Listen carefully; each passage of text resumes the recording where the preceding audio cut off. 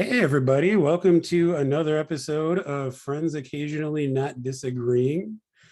This is Joe back again. And with me this week, we have I'm Justin. And Cody. just the three of us here this week and pretty excited for this topic. We're going to be talking about the works of Studio Ghibli. I would assume most listeners are probably familiar with them by way of Hayao Miyazaki, who's an Academy Award-winning director of movies such as Spirited Away, Howl's Moving Castle, My Neighbor Totoro. The studio was actually founded in, I believe, 1985 by Miyazaki and Isao Takahata, who is another legendary animation director. Actually, interesting note there, I just learned today that apparently Takahata was not actually an animator himself. He directed a number of animated films, but he was not really a visual artist or did any of the animation, as opposed to Miyazaki, who started as an artist and, grew into writing and directing his own animated films. Anyway, just like usual, thought it would be good to start by talking about sort of our individual history with the topic, our experiences kind of leading up to this. I know that for this podcast, we all revisited a number of the Studio Ghibli movies. So maybe just talk about your relationship prior to that. And then as we get into the movies, we can talk about, our feelings and impressions of the individual films. Who wants to go first on that? I have a feeling I'm going to be probably the odd person out here, so I'll go first on this one. So I didn't get into any of these movies until today. No, I'm joking. We got into these the style, I guess, of animation in this workhouse here, Studio Ghibli. Is that how we're saying it? Ghibli, like giblets. Yeah.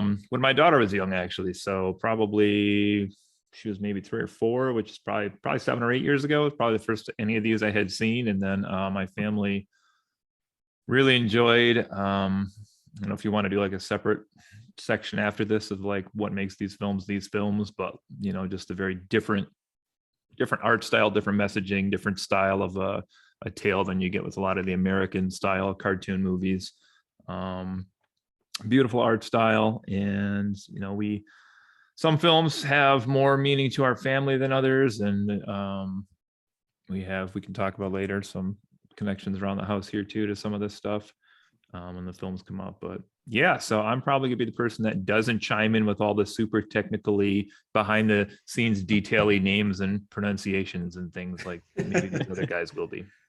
That's okay. Cody is the least weeby. It balances us out a bit. And probably the most weeby would be me. I've enjoyed anime ever since I discovered it. My first Ghibli film was, I have a feeling the same as a lot of people, Princess Mononoke, which was the first of their films that really got a lot of attention stateside. It felt like it got theatrical releases. There was a lot of buzz about it. It just seemed like it garnered a lot of attention as being, so different from American animation and something special. So it was like one of the first DVDs I actually owned was Princess Mononoke. And I saw why the studio was so highly regarded, because just the animation quality, the music, the backgrounds, everything was just a step up from almost anything else I had ever seen. And from that point, I over the years I went and exposed dug up other movies that they had done, watched new ones as they came out, and I understand why so many of their films are considered classics or timeless even. There's just something special about the studio. They capture a lot of emotion. They capture a lot of just visual spectacle a lot of the time, and they're lightning in a bottle pretty much most of the time. And I've been a fan ever since Princess Mononoke, really. I mean, I could pretty much just say exactly what Justin just said. Like that's basically my relationship with them as well. I I've always been an introvert. It will shock everyone to know. And I have always considered myself a bit of a film buff. And I remember, I think it was my freshman year at NMU.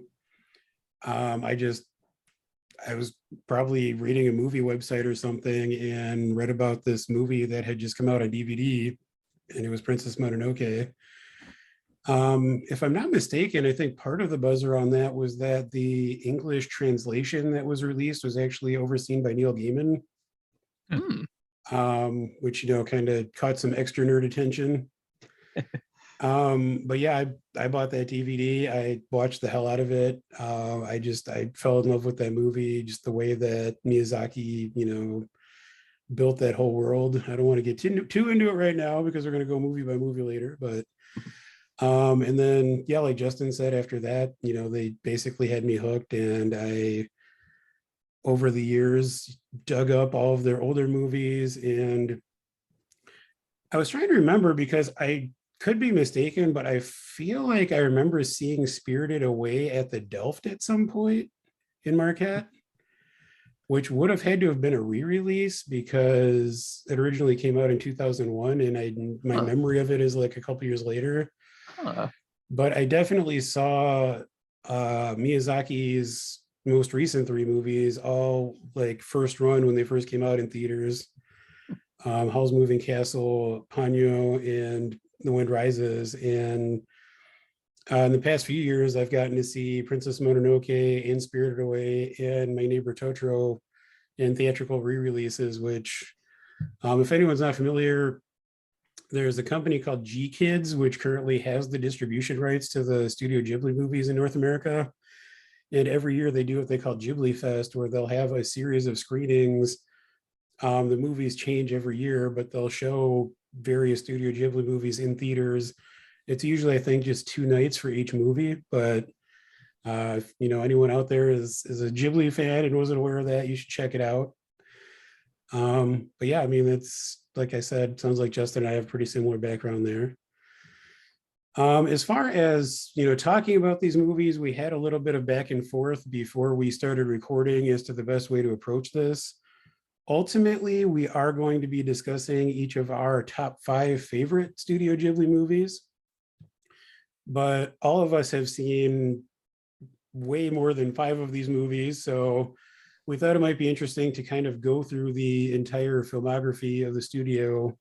And none of us has seen all of the movies, so there will probably be a few that we might not have much comment on, but we're going to just kind of go through movie by movie and talk about our feelings on those movies. Talk about your feelings. Oh, I am going to talk about a lot of feelings during this podcast, just to warn everybody. All the feelings. Spoiler alert, I watched one of these movies last night and realized that I literally cried through the entire thing. So it's going to get weird. Anyway. Literally the entire thing? I mean, most of it. Okay. On and off. It gives me feelings. That's fair. But I mean, that's without getting too into that now, that goes back to what Justin was saying, that there are a lot of emotions that are, you know, built into and evoked by these movies. And that's part of what makes Ghibli movies so special. We're actually going to start before Studio Ghibli was officially founded. There were a few movies. Isao Takahata actually directed several movies before Ghibli was officially founded, and Hayao Miyazaki directed 2 feature films. And I think we're going to start just with Miyazaki's pre-Ghibli work. His feature film debut was in 1979 with Castle of Cagliostro. And that's a movie that is based on a manga series, which is based on a character called Lupin, however you want to pronounce it, the third, who is the, I believe, grandson of a legendary French thief, Arsène Lupin. It was not the first movie based on Lupin the Third, but it again was Miyazaki's first movie. It's basically this just crazy heist movie. Have either of you guys seen this one? I had never actually really watched Lupin the Third, so this is one I never sought out because I figured, well, I should probably be familiar with the source material before Wrong. and that's what I've heard. You know, actually, in leading up to doing this episode, I mentioned that to a few other people, and they said the same thing. That no, you don't need to have seen the animated series for Lupin. You don't have to have read the manga. You can just jump in. But Yeah, I given mean, that I'm not super familiar. Actually, I think the very first anime movie I ever saw was the first Lupin the Third movie, which is The Mystery of Mamo, I think. Huh. I remember when I was a kid randomly catching it on like a UHF channel late at night and being like, what the heck is this? This is not like the cartoons that I'm used to seeing. So that's the only other Lupin thing I've seen, but I have like a weird association with that character because that was, I think, literally like the first anime I ever saw. But you should watch this movie. It rules. It's actually on Netflix. It's I think the only Miyazaki movie that is, because it was not part of the G Kids deal.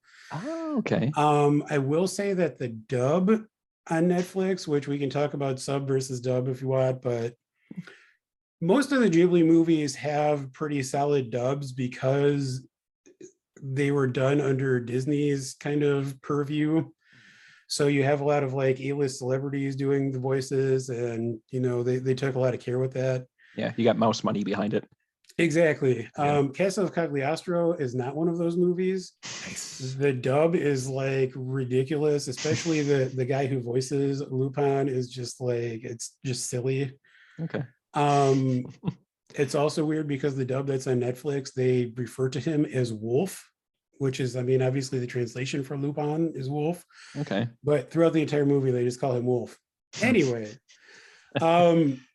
it's a lot of fun though. Like, I mean, even if you watch the silly dub, there are a lot of great action sequences. It's actually a highly influential movie. Supposedly Steven Spielberg is a big fan of it. And I couldn't find any firm confirmation of this, but there are a number of sources that claim that he had cited it as an inspiration for some of the chase scenes in the Indiana Jones movies. Which, I mean, watching it, you can see. And I think it's especially interesting that this is Miyazaki's first feature film because it feels very different from most of his other works. It is a little bit more mature because it's, this kind of gentleman thief character. There aren't as many fantasy elements involved.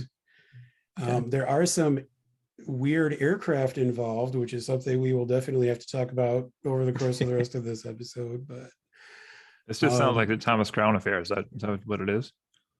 Yeah, I mean, honestly, it's in that vein. It is kind of the like got the planes, suave anti-hero, again, gentleman thief character. But yeah, I mean, I would recommend it, if you guys haven't seen it. It's just a lot of fun. Okay. His next film, which I think we've all seen, I know Justin and I definitely have, is 1984's Nausicaa of the Valley of the Wind. And to me, this really feels like a Studio Ghibli movie. And actually the success of this movie, I believe, was responsible for the founding of Studio Ghibli. Nice. It really kind of like gave Miyazaki, and I believe Isao Takahata was a producer on it as well. Okay. But it kind of gave them the like, cachet in Japan to be like, we're just going to do our own thing now. And this movie, I mean, it really is the first instance of a lot of what will become the hallmarks of Studio Ghibli films. On a basic level, we have a female protagonist, which will become common in most of Miyazaki's movies, especially. We have strong environmental messaging, which is common in most of Miyazaki and also in some of Takahata's work as well. We have, kind of man versus nature elements. We have warnings about sort of the dangers of technology and war. and war. And that's, I mean, and that's, I think maybe after we talk about all the movies, we can maybe talk about common themes or as we go. Sure. But Miyazaki is a pacifist, and you can see that in pretty much all of his work. Yeah. But have we all seen this? Cody, have you seen this one? I did. This is one of the ones I watched for the first time this week. It's oddly one I've owned for about 8 years, but just we bought so many of them and I never got back to watching all of them. So I watched it for the first time. Okay. So, I mean, do we want to like briefly talk about the plot, or do we just want to talk about our feelings? A basic plot synopsis, I guess, would be good. So this one is set up, it's a post-apocalyptic story where mankind is still around, but the world is very different. There's this creeping, for lack of a better term, forest of fungus that's usually referred to as the Sea of Decay, that is covering a good portion of the globe. It resists most of mankind's attempts to fight it back. And inside live a bunch of these giant insects that have adapted to this new environment, and those are also a huge peril to the continuation of civilization. There are still a few nations out there, but the main story focuses, at least at first, on a smaller community that has found a way to live in balance with the Sea of Decay. Like they happen to live along a coast where the winds are favorable. Valley of the Wind. The Valley of the Wind, where the sea currents blow inland and they keep the spores from the Sea of Decay from overtaking their village. So they found a way to sort of live in this little niche and carve out an existence by kind of scavenging from within the sea itself. And things happen where an airship crashes on the outskirts of their village, and it's carrying this ancient artifact, which is like a giant super soldier from, or like the embryo of a giant super soldier from the ages past. And there's nations that are fighting over it, and they get caught up in the middle of this conflict that they never wanted to be a part of. And the balance that they had been living in gets shifted forever. It's a really good story, and it turns out it's actually an adaptation of, I think, the first volume and a half, maybe 2 volumes of a 7-volume manga series. So the story continues on past where the movie ends, and I didn't know that. Which Miyazaki himself actually wrote the manga, which is interesting. Yeah, which is cool. And it feels like a very well-realized world, because it is. I mean, there is more material there than what we see in the film, but even with what we're presented with, it just feels like this believable, weird, and yet convincing look at what an ecological apocalypse could look like. And yeah, it definitely sets the tone for a lot of movies that would come after it in a lot of ways. But Cody, what are your general thoughts on it? I like this one. Like I said, first time I watched it was this week, really, even though we had owned the DVD forever. But a lot of environmental messages here I liked. I did find it a little funny that like the, solitary, peaceful village by the side of the ocean that lived in their quaint backward lives, farming their fields, and really were like the privileged community in the world. And then they're like all upset when like all this shit happens to their village. I mean, even though they were the only ones benefiting from like the wind helping them stay alive. Like if they didn't have that, they'd all be dead mother too. It's because they're pacifists, because they're not. I mean, so and again, these are themes that we will see come up time and again. I mean, this is pacifist by the director, but per nature, no, that doesn't make any sense at all. Well, so I mean, something that we'll see again and again, especially in Miyazaki's movies, are these sort of idyllic situations that are disrupted by the looming threat of war. Right. And I mean, that is almost entirely because of Miyazaki's own experience and feelings around World War II. I mean, as we said, he's a pacifist. He has said repeatedly that he felt like basically Japan's involvement in World War II was a mistake and like led to a lot of terrible things for the nation. Oh, really? And I think if you if you kind of think about a lot of his works in the context of allegories for World War II and post World War II, like that's where a lot of these things kind of come from.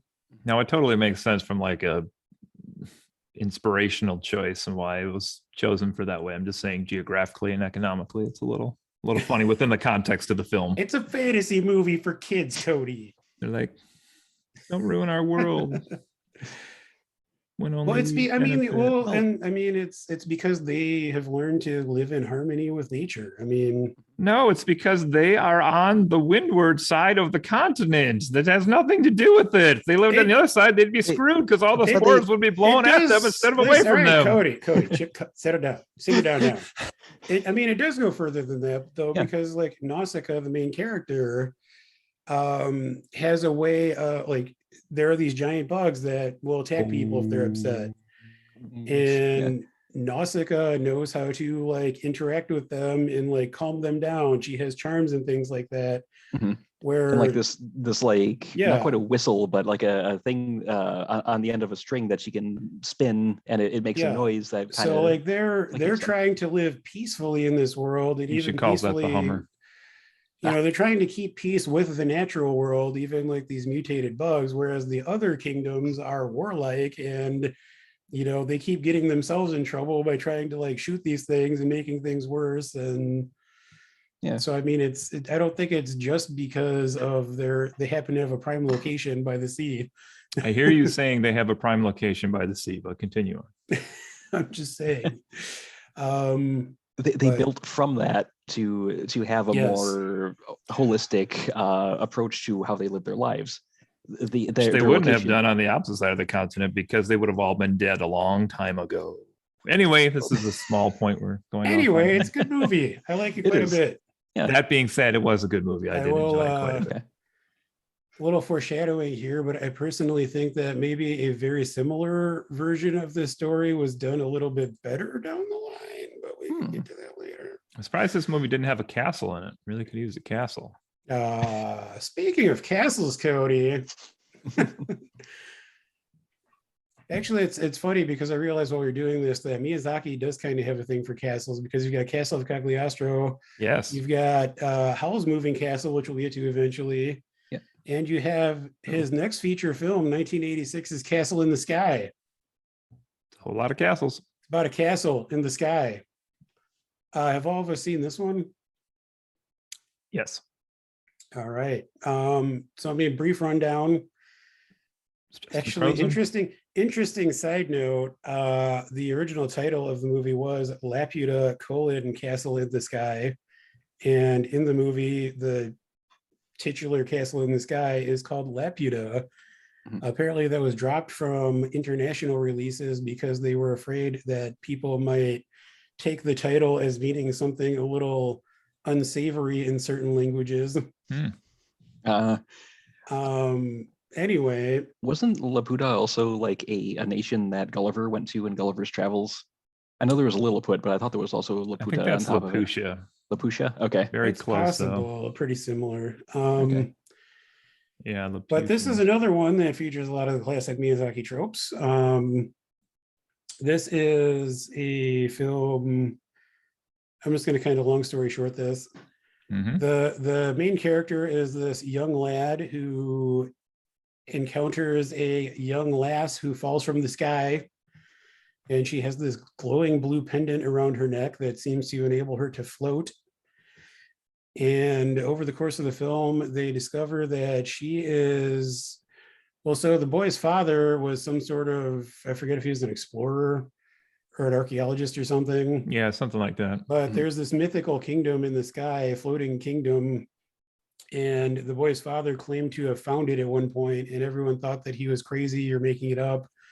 So the boy kind of has his life goal is to like prove that this castle exists. He finds this girl who falls from the sky, and they learn that she is from this castle. She is actually descended from the royal family of Laputa, and she's being pursued by some evil forces. Again, it's like a military force because military bad. And in the climax of the movie, they all end up, spoiler alert, finding Laputa, this legendary castle of the sky. There's a lot of abandoned technology there. There are these like robotic, basically housekeepers and like warriors. But I mean, it's interesting to me because in the years since humans have left or died off or whatever from Laputa, these robots who originally like servants and warriors have basically learned to live in peace with nature. And they're like taking care of birds and animals and like growing flowers. So you see this kind of balance between nature and technology, which you really don't see too often in Miyazaki's works. Yeah. Anyway, there's a villain, things go bad. They have a fight. Man versus technology versus nature. This is kind of lower tier Miyazaki for me. So if either of you guys has like a fondness for this and wants to add anything, jump in. But yeah, to this day, I'm not sure I've ever seen this movie in its entirety. I know I've seen parts of it, and I know I've seen some parts multiple times. I don't know if I've ever actually seen it from beginning to end. But from what I've seen, I do agree it's not a bad film, but no. But I don't think it's one of their best. I generally feel like Studio Ghibli, the way that I feel about, beloved franchises where the worst Studio Ghibli movie is still probably better than like 90% of other movies.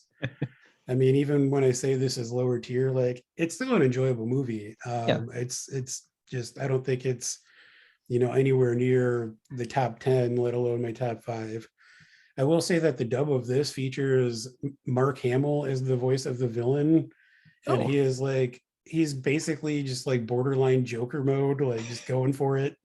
So it's kind of fun just in that regard. That's fair. I'm trying to think if there's anything else that's like super noteworthy here. Cody, what do you think about it? Yeah, I like this one a lot. This is another one we had on DVD a long time now. And Pazu, the main guy here you're talking about is pretty likable guy. You didn't mention the lovable pirate crew that they shack up with as the movie goes on. Yeah, because air pirates are another kind of recurring thing that we see. And I mean, again, we get airplanes, air pirates. Miyazaki has a lifelong love of aviation. Also, speaking of Pazu, it is James Vander Creek himself. Yes, and Mr. Dawson. I will be talking more about the dubs tonight, and it's impressive because he is mostly, to my knowledge, firstly known for what's the TV Dawson's Creek you just said, right? Yes. But this is way back in 1986. Here he is in Castle in the Sky, right? That's how that works, right, guys? No, Cody. Right? Isn't that because he sounded so mature then too? But like 20 years later, he's had that deep voice his whole life. I mean, he does sound like I don't want your life. He does have a kind of high-pitched childlike voice in the movie. That's fair. There's actually it's I was trying to figure out if he's actually doing that or if they like pitched altered like the audio or something like to make him sound younger. You doubt the Dawson? I'm offended. I don't, but he could pull that off. Actually, all of the characters, including your precious Mark Hamill, were all done by James Van Der Beek. So what do you think of that now? I mean, that's impressive. Get him to do more things. Right? I mean, without like tipping your hand, you said you really like this one. I mean, do you like really like this one, Cody? This is in my so I've only seen 13 of the films, but this would be probably in my top half, I would say. Okay. Yeah, I think we counted. So I think there are 20.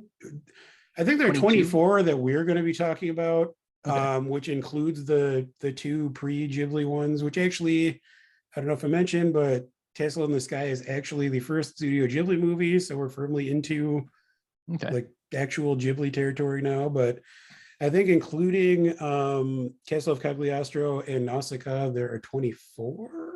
Sounds right, because I think there were 22 when I looked earlier. So and I think there are only 6 that I hadn't seen going into that. Although I think the 22 may count the 2023 film on this list. I'm not sure. Ooh. But anyone else have anything to say about Castle in the Sky right now? No, good visuals. Yeah, and I mean this one. I think also it's not really a high quality mark or anything of that nature, but I think maybe of all the ones that I've seen, at least this is probably the one that is the most like could directly be ported into a video game. That's true. And it would be fun. Like, it just seems like we need to get to the city and there's air pirates and there's a military and oh my God, we found it. Fair. I mean, Justin, you mentioned the visuals. This is like the first one for me where something that I'll talk about is something that's always attracted me to Miyazaki's work are his landscapes and these like idyllic settings. Yeah. His use of green for like grass and plants and everything, like it's just, I don't know, it just does something for me. And this is really like the first of his movies where we start to see that.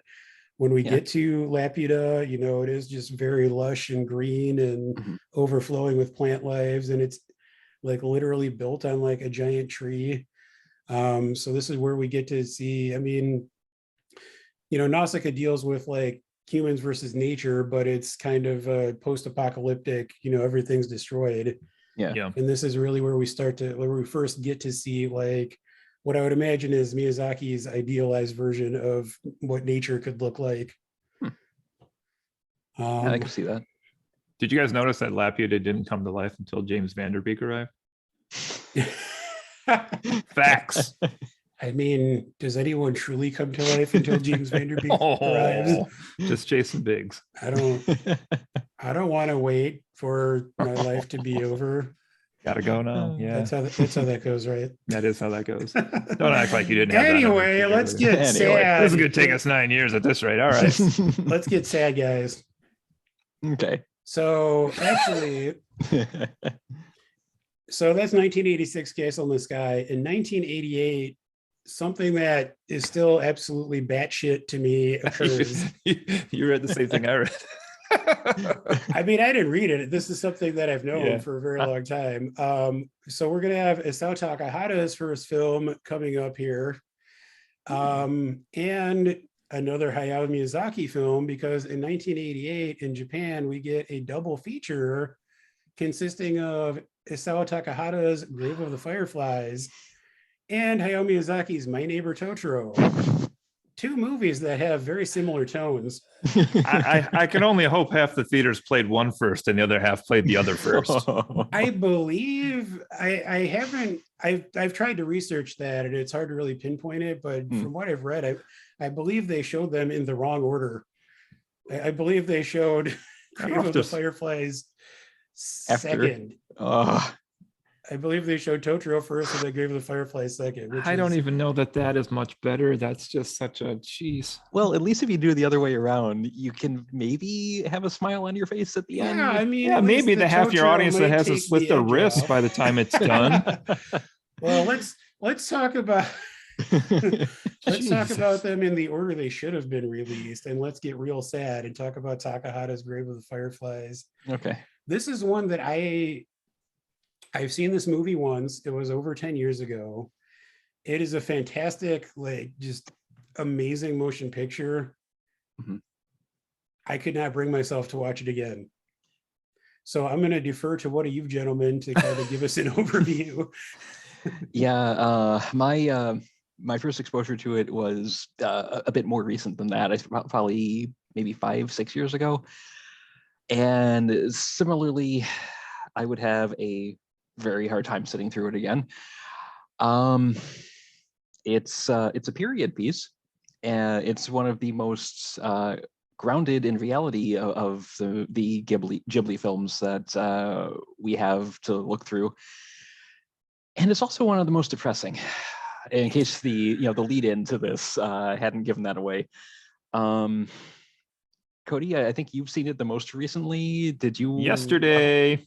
Yeah. Did you want to take point with how fresh it is, or did you want me to do the heavy lifting on this? I can talk. I mean, it's fine. So it's funny because I had actually been researching films to show for World War II for school for my class this year, and this popped up on a few different sites as recommendation for a film to show us. I had already wanted to see it for that, and then when we decided to do this podcast episode, it kind of fit in well as a reason for me to finally watch the thing, which I've meant to for a long time as well.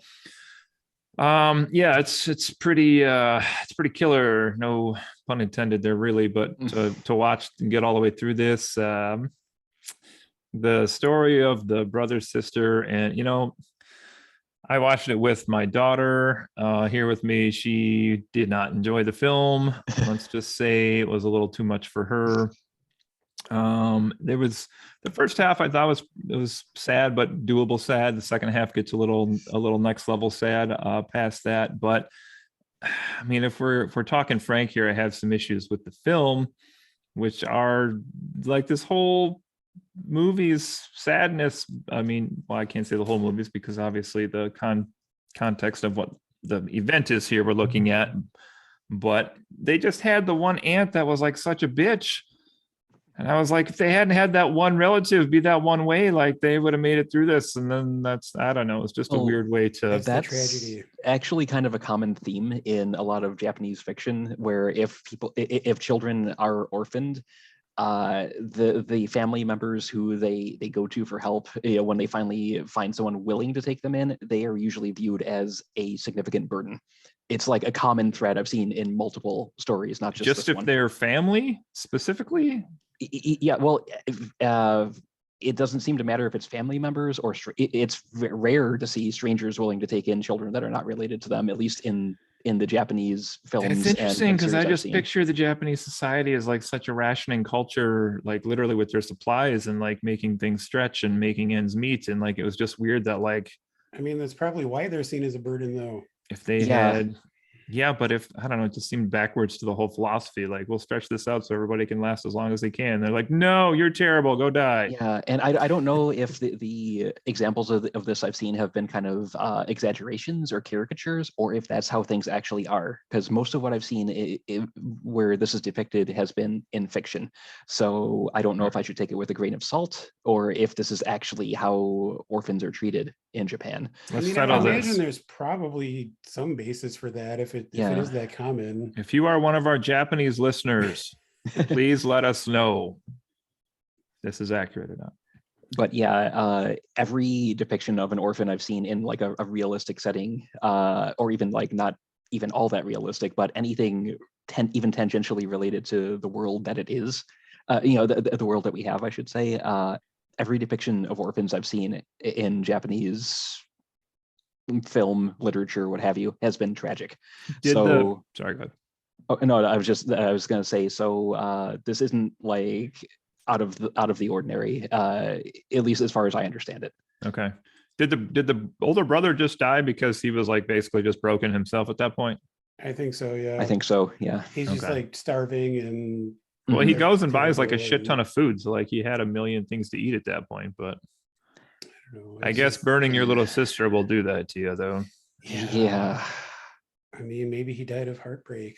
I did really like the storytelling style with like the ghost form kind of watching the living form. I thought that was really cool in the movie. Yeah. The shading and that was kind of neat. I mean, I don't know.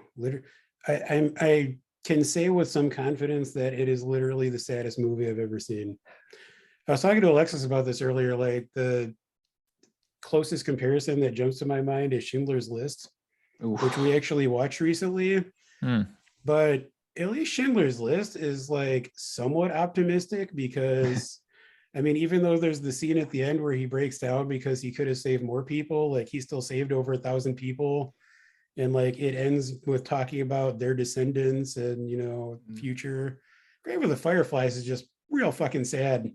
Yeah. I mean, I guess it depends how you're measuring sadness, because that's Schindler's List is another one. I mean, obviously, obviously they're both tragic and like very heavy, but I just feel like for me, Grave of the Fireflies is like that much heavier because, there's really, I mean, I guess you could say the ending where their spirits are reunited is like kind of possibly hopeful or beautiful, but otherwise it's pretty bleak. Yeah, it's super bleak. I mean, all I'm gonna say on that comparison is I have shown Schindler's List 30 times in school and I cry every time at that, and I did not cry at this. It's got maybe a smidge. So man, maybe a smidge. You're a monster.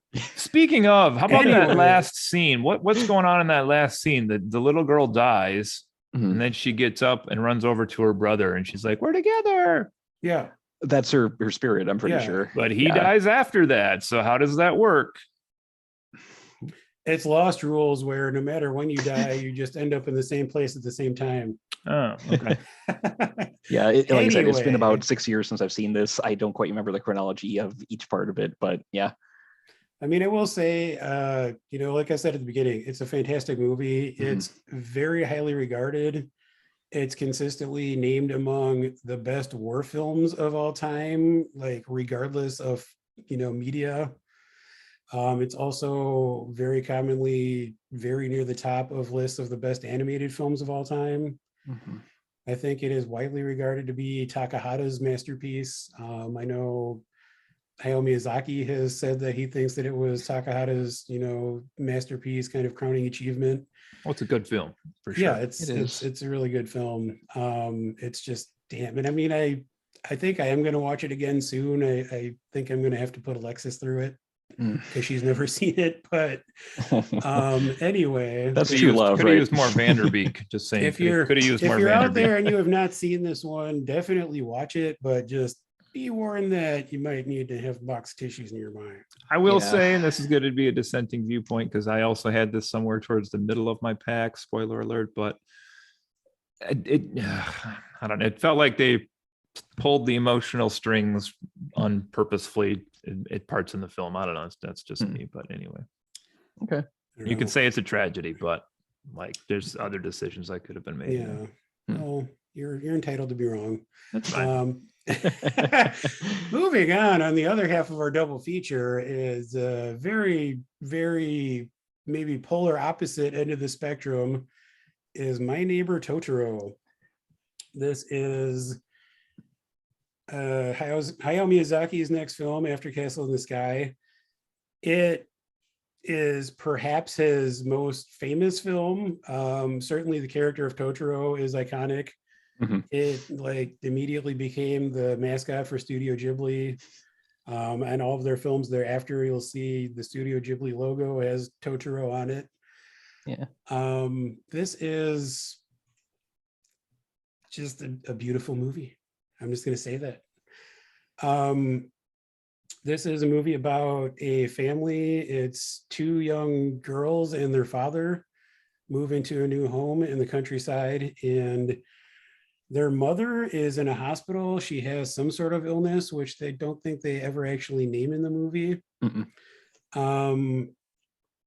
But it's the father and the two girls are settling into this new house, and the girls keep seeing hints that there might be something a little supernatural or out of the ordinary going on. And eventually they encounter this creature that they call Totoro, which is, I believe the translation is troll, or it's like a type of troll in Japan. But in the movie, they refer to it as a forest spirit. And over the course of the movie, they just kind of have various adventures where they're continuing to try to settle into their new home and dealing with some issues of, wanting to have their mom come home, but she's sick, and the kind of stress and trauma around that. And their adventures with the forest spirits kind of help them overcome their fears and learn to kind of grow up a little bit and accept things, I think. I don't want to talk too much about this movie right now, but what do you guys have to say about it? Well, Go ahead. okay. I like Totoro. It's a charming film. It's adorable. It's, as with most Ghibli movies, it's beautiful in terms of presentation and I can tell by your tone that I'm going to fight you at some point. Well, it's friends occasionally not disagreeing. So, but I do kind of look at My Neighbor Totoro as like McDonald's in a way. It's comforting. My God, I'll turn. There are times I'm like, I'm really in the mood for McDonald's, or I'm really in the mood for My Neighbor Totoro, but it's filling. It gets the job done. But underneath it all, there's not really much in the way of a story. Yes, yeah, there's the thing with the mother being sick, but pretty much you can boil it down to family moves to new home. Mother is sick in the background, and you don't really hear about that again much until the end of the film. Otherwise, the entire plot is magical creatures enter the picture, hijinks ensue. And that's kind of it. And like I said, that's delightful. The interactions the kids have with Totoro and the other forest spirits are they're a joy to watch, but there's not much substance there, is honestly the way I feel about it.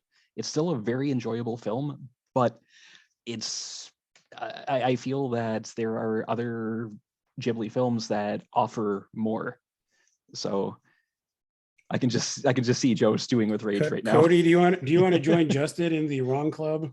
The wrong club.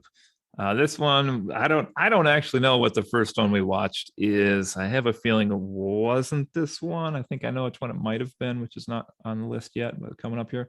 But this is a family favorite of ours for sure, from when the kids were both small, especially Cameron, and obviously our cat's named Totoro, wherever he's at, being a jerk right now probably. So this is one that means a lot to us. I'm pretty sure I can say this is, again, using the dubbing here, the best thing either of the Fanning girls has ever done on their entire resume. So you need to watch The Great on Hulu. You can fight me on that. That's fine.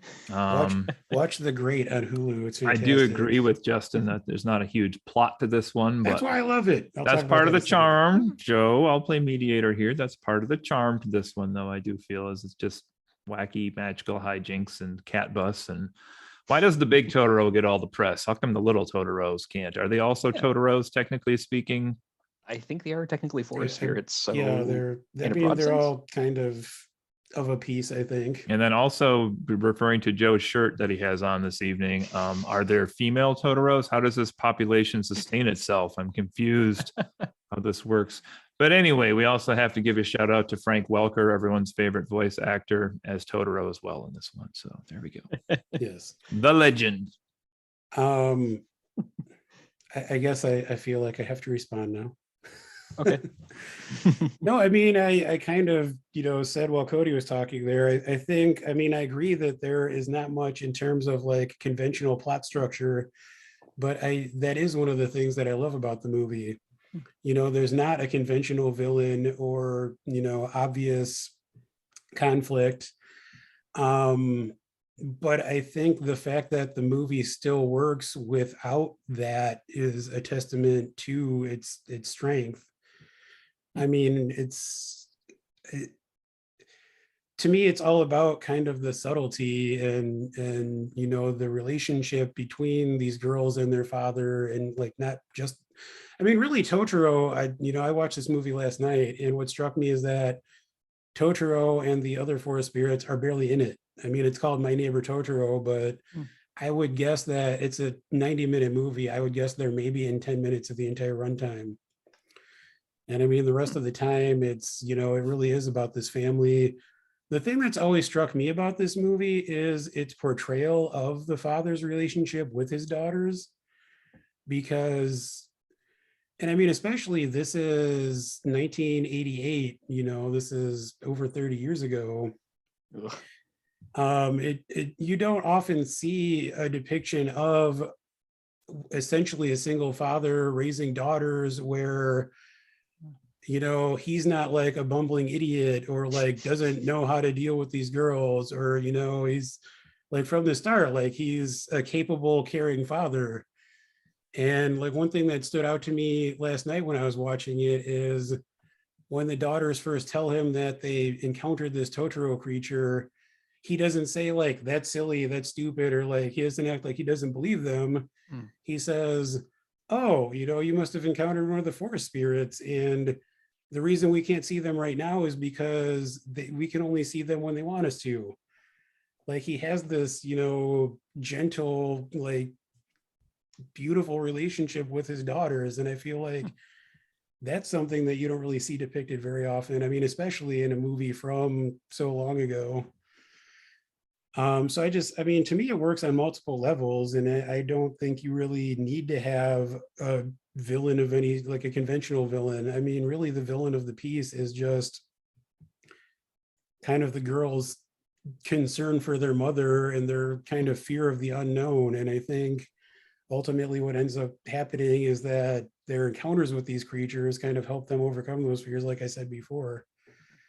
But to me, it's just, kind of a calm, meditative, beautiful work of art. And it's unlike anything else I've ever seen. And it's largely because of that structure, because it doesn't feel the need to kind of, cling to conventional narrative devices. Okay. Can we just talk about how when May crawls on him in the middle of the woods, he's like 20 times her size, and the bus stop, he's like twice as big? He's a magical creature, Cody. I'm just Yeah, asking. I think he can kind of change size to some extent. So then the two little ones from our earlier conversation may not be the little ones. That's true. They could be maybe they huge can do normally. that too. Interesting. Okay. Anyway, we should probably get a move on here because we only have like 20 more movies to talk about. Yeah, we better speed this up. All right, Kiki's Delivery Service. Someone else go. I'll take point on this one. So basic plot synopsis. So this is another one that's set in kind of modern times, maybe not present day, but within spitting distance. Kiki is a young witch in training, and she's part of a world where it seems like at first witches aren't really burn them at the stake kind of things. They seem initially to be kind of like an accepted part of how things are. Like they're out there, they're not evil, they're not inherently malicious, they're just people with powers.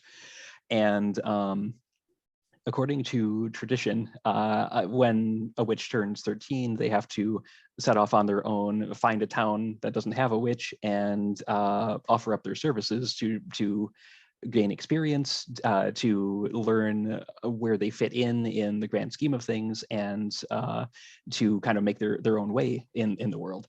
So Kiki is just turning 13. She sets off into the world at large and finds it to be a different place than she imagined. She's not really all that skilled at anything except flying, so she ends up employing her services as a delivery girl for a bakery. And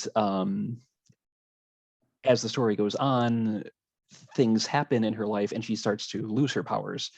And it's a shocking feeling for her because that's kind of all she's built herself around. This is what she does, this is who she is, and suddenly it's gone. And when I first watched this a while ago, and it struck me as, okay, it's like a coming of age story where you go out into the world for the first time, you find your own way, you struggle a bit, but eventually you find your own way and move on. And I'm not going to talk a whole lot about this one right now, but I will say, watching it again more recently, it has a different meaning than it initially did when I watched it way back when. And it's whimsical at times, it's kind of heartbreaking at times if you really read into it.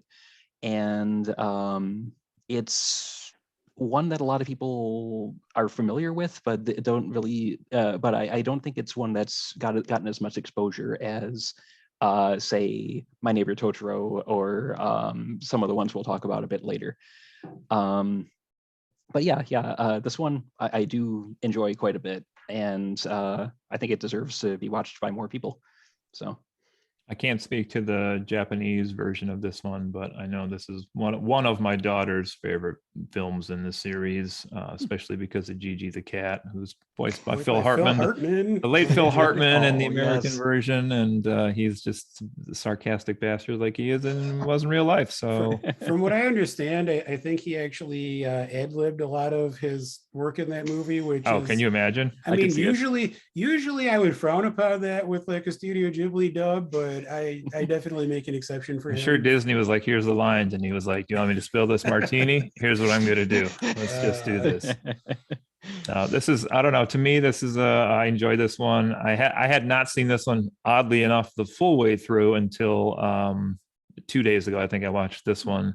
Wow. But I'm interested to hear what Justin has on this one later, because essentially to me it's side quest the movie and not really all that fun. So yeah, honestly, I have to say Justin actually, I mean, I'm assuming you're going to say a lot more later, but you have me regretting not rewatching this one for this podcast. I've seen it a couple times. It's been several years since the last time I saw it. I just remember I enjoyed it. I thought it was a cute, fun movie. I liked Phil Hartman as the cat, but oh, did you now? it never really struck me as being, anything super impressive or special, but I'm very curious what your sort of updated read on it is. So I'm excited to get to that later. Cool. So next on the list is one that I'm guessing none of us have watched, but I could be wrong. It is Isao Takahata's 1991 film, Only Yesterday. Nope. Not familiar at all. Nope. My brief understanding is that it is kind of a more adult, more grounded movie that is just kind of like nostalgia. It's someone going home and kind of reconnecting with some people some like figures from their past. I think maybe there's some romance there, but it sounds like more of kind of like just a like adults, maybe slightly melodramatic movie. I might watch it in the future just because I feel like I have gotten more intrigued by Takahata's work as the years have gone by.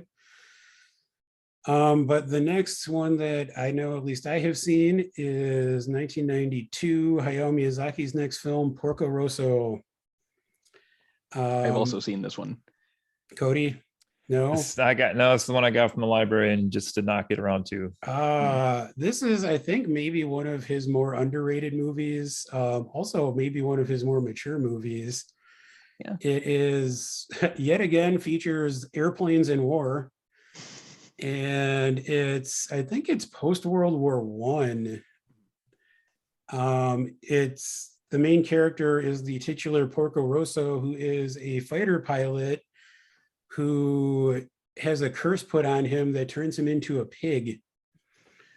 And he's still a fighter pilot, so he's literally like this pig walking around upright and flying airplanes and smoking cigars, and drinking, and it's kind of like a film noir, like slash fighter plane movie. Yeah. I mean, that's really all you need to know about the plot. I think we can maybe talk about this later, but we talked about how like Totoro doesn't have like an actual villain.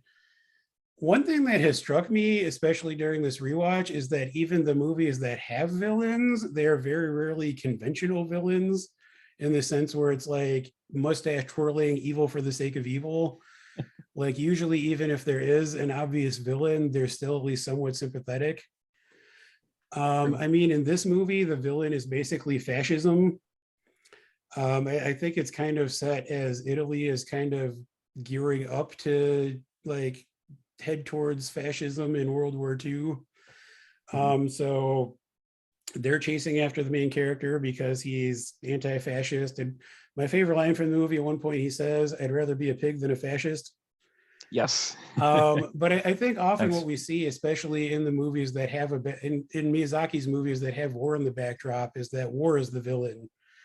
There's usually not like a concrete like evil character or Yeah. At least not one that's definitively evil. Yeah. Usually there's some nuance there, and you can kind of sympathize with them.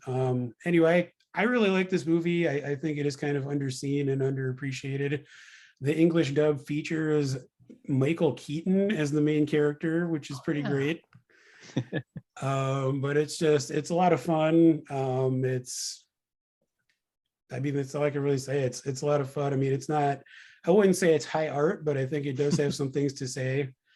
I'm intrigued. I'll probably keep the copy I have here and give it a watch at some point coming up. Yeah, I would definitely. I didn't realize Michael Keaton was in the movie, which is mixed feelings for me, but we'll I mean, he's great some other time. Well, he was great till he ruined Batman, but other than that. I thought you were going to say until he ruined Jack Frost. Oh, he owns that role. Don't kid yourself. Do you have anything to say about Porco Rosso, Justin? I've only seen this movie once, years and years ago on like Turner Classic Movies or something, randomly one evening, and I remembered enjoying it a fair amount. It's one I'd like to revisit at some point, but I don't have a subscription to HBO Max, and I don't think my library has it. So, but maybe if the Blu-ray is ever on sale, I'll pick it up. But I do remember enjoying the heck out of it. I remember there being a few decent like action scenes, which is something that not all the movies have. So that was a nice a nice treat as well. But yeah, it's well animated. It's got a good, again, anti-war message that we see a fair amount in these, and it's just a fun time. Yeah. Yeah, there are some great dogfighting sequences, and I mean, this is maybe the first time that Miyazaki's love of planes is like on full display. I mean, we have certainly seen, various flying machines in some of his other movies up to this point, but this is like obvious. This movie makes it obvious that it's like a borderline fetishization of airplanes. Yeah. Like, there are a lot of like just close-ups, and like it's just crazy. And I mean, I should say his father actually owned a company that made parts for airplanes in Japan prior to World War II. So that's where Miyazaki's kind of fascination with airplanes comes from. He literally grew up around it, and apparently it just was something that always kind of captured his imagination. And I mean, that's, something that we're definitely going to see coming up again. So the next movie is 1993 Ocean Waves, which I believe this one was actually a made for TV movie. So I don't even know if it's really available outside of Japan. I'm not sure if that's part of the G Kids deal or anything, but I don't think any of us have seen that. No. That one is directed by Tomomi Mochizuki. So, I mean, most of the Studio Ghibli movies are directed either by Hayao Miyazaki or Isao Takahata, but there are other directors in the company who, I think most of them, started working under the sort of two masters, and were given, shots at directing their own films at various points.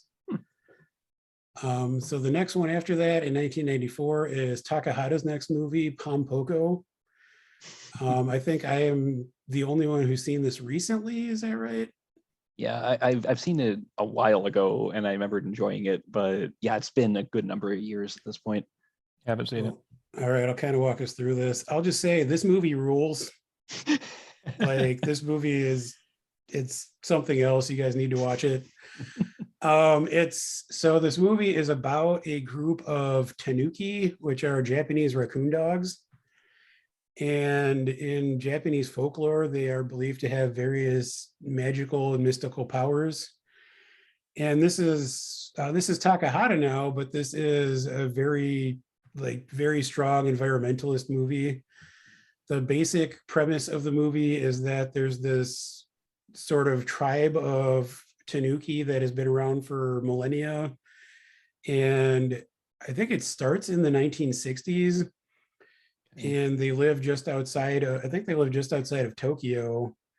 I could be wrong about that, but that sounds right. They live just outside of a Japanese city that is like suddenly expanding like crazy. And so their forest is being threatened, and there's more and more development going on. And they actually try to use their powers to scare the humans away, is like kind of the basic premise of the movie. And I will not reveal whether or not they're successful, but I mean, one of the powers they have is the ability to change shape. So, they can turn into like different monsters, or even like take on the guise of humans and just wreak chaos that way. Another one of the powers that the male tanuki specifically have, and this is part of Japanese folklore, is that they have testicles that in this movie they can like use their, in the dub in the English dub that I watched, they don't refer to them as tanuki, they call them raccoons, and they refer to their testicles as their raccoon pouches. And I But did you swear, say there was magic sacks or something, Justin, in the one you watched? I think it was magical bags. I don't Magical know. bags. Yeah. But I don't know yeah, if it was a different translation, but yeah, that's what I remember. at various points in the movie, they can like stretch their magical bags out and like transform them into different things. They use them as like parachutes to float down. In one sequence, they like expand them to be really big and literally use them to like bludgeon their enemies with. So it's a whole lot of ball action going on. Yeah. To the wall. This movie's ridiculous. It is like, I think it's the funniest Studio Ghibli movie, at least of the ones I've seen. It kind of leans into the ridiculousness, at least to a certain extent. There's a lot of good jokes in it as well, like intentional jokes. It also has a great message. I mean, that's part of why I think it's such a fun movie, is that, you know, it's silly, but it also has this great environmentalist message, and also does have the heart and like hits you with the emotions that a lot of the other Ghibli movies have. So I mean, Cody, I would recommend you check it out. I don't know how you feel about the kids and the magic sacks or magic pouches, but It's cultural. it is cultural. I mean, you could explain that as part of the Tanuki thing, but I Yeah. think they would probably enjoy it. I mean, Justin, I'd recommend revisiting it. Yeah, it's fun. I had seen it like several years ago, but I was kind of surprised at how much I enjoyed it when I watched it the other day. Yeah. Whereas I haven't seen it in a good number of years at this point. And really the main thing I remember about it is it kind of felt like a Japanese version of, there was an old Canadian cartoon called The Raccoons, which had a similar environmental message, industrialization, that sort of thing. And it always kind of struck me as like a Japanese version of that in a way. Yeah, I mean, that makes sense. Yeah. I should mention that there are also, there's Tanuki nipple at one point. They're kind of like, they're depicted as these kind of like anthropomorphic, you know, they have some humanoid features. So there's like definitely weird Tanuki boob. Anyway, great for children. Well, So the next movie is Whisper of the Heart, which is actually written by Hayao Miyazaki, but not directed by him. That was in 1995. Has anyone seen that movie? I have. I also have, but it's been a very long time. So Yeah. go ahead, Justin. Yeah, I have sadly not seen this one, but I've seen the sequel that we'll get to later, and I greatly enjoyed that one. I'll take point. Go for it, Cody. So I watched this afternoon. One of the marathon ones from today. So essentially, I guess from an understand, I first thought these were high school students, but they are middle school students apparently, per Japanese depiction here frequently with the things. But this is basically it's not high school, it's a middle school, kind of a dramedy, I guess, if you want to say, for part the of it. The summary I'm looking at says junior high school.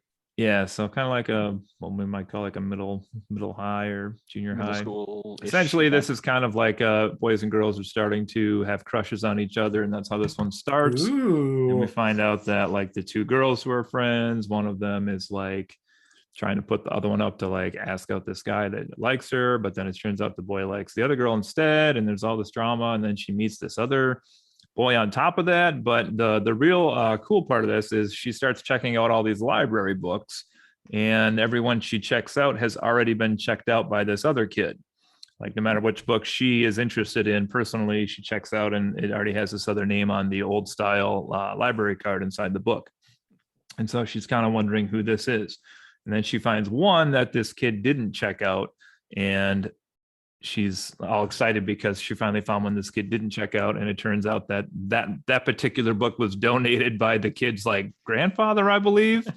So that's where she starts to track down like who this kid is, and turns out he is a kid in her class, in her grade, I should say, not in her class, but goes to her school.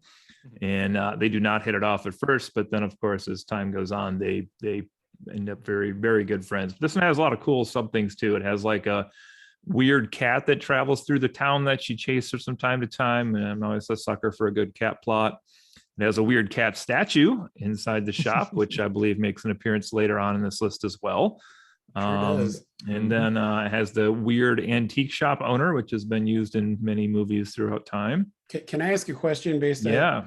I mean, I did see this movie years and years ago, and I remember thinking it was okay. But looking at the summary, does the song "Take Me Home, Country Roads" actually play a major part in this movie? That song is used the entire movie. I need to watch this movie And again. It's somehow amazing. works. There is a Japanese version of the movie. There's traditional lyrics. There's joking lyrics that they make for the school. It is That's amazing. just sometimes it's just the tune in the background. Yes, I'm not even kidding. That fact alone makes me feel like I need to rewatch I this kind of movie. thought that was hyperbole, but it is not. It is really used through the whole thing. That's So amazing. yes, and then essentially she comes out of her shell and becomes a budding writer. She writes the story "Whisper of the Heart," which is where the title of the movie comes from. Oh. And the boy that she is in love with goes on to be a violinist, I believe. He's making violins, so he's not a violinist, although he is also, but he is a violin maker as well.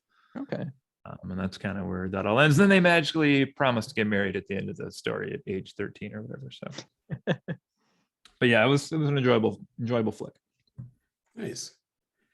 Yeah, I might rewatch that. I mean, I do keep feeling like I should watch or rewatch some of the non-Miyazaki and Takahata Studio Ghibli movies.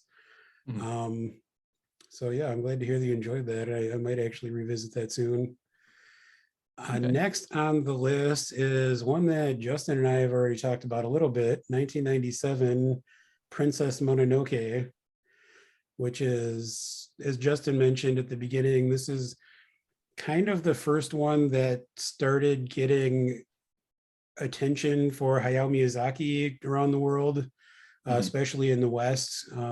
This was kind of, it just made a big splash. And, you know, as I mentioned, I'm pretty sure the translation was overseen by Neil Gaiman, so that was a big thing. Does anyone want to take point on kind of leading us through this, or I can stumble through it? If you don't want to, I can. Go for it. Okay. So you can do it in 200 words or less. I'll be impressed. Go. Oof, I don't think I can, especially because I just wasted like 15 words.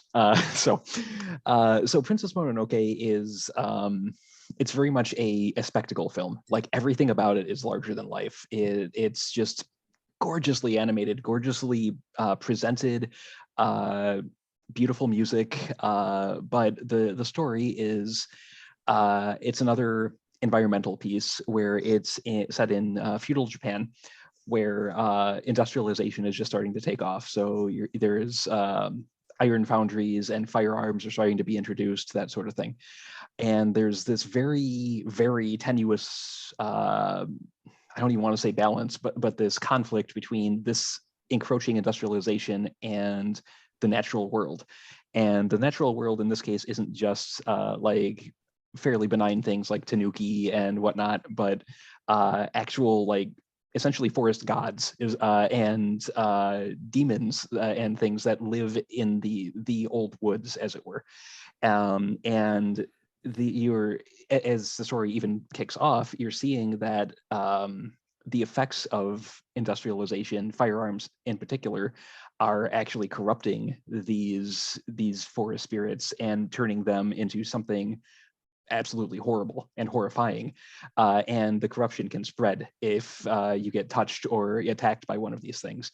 And our main character, well, one of our main characters, Prince Ashitaka, I think is his name.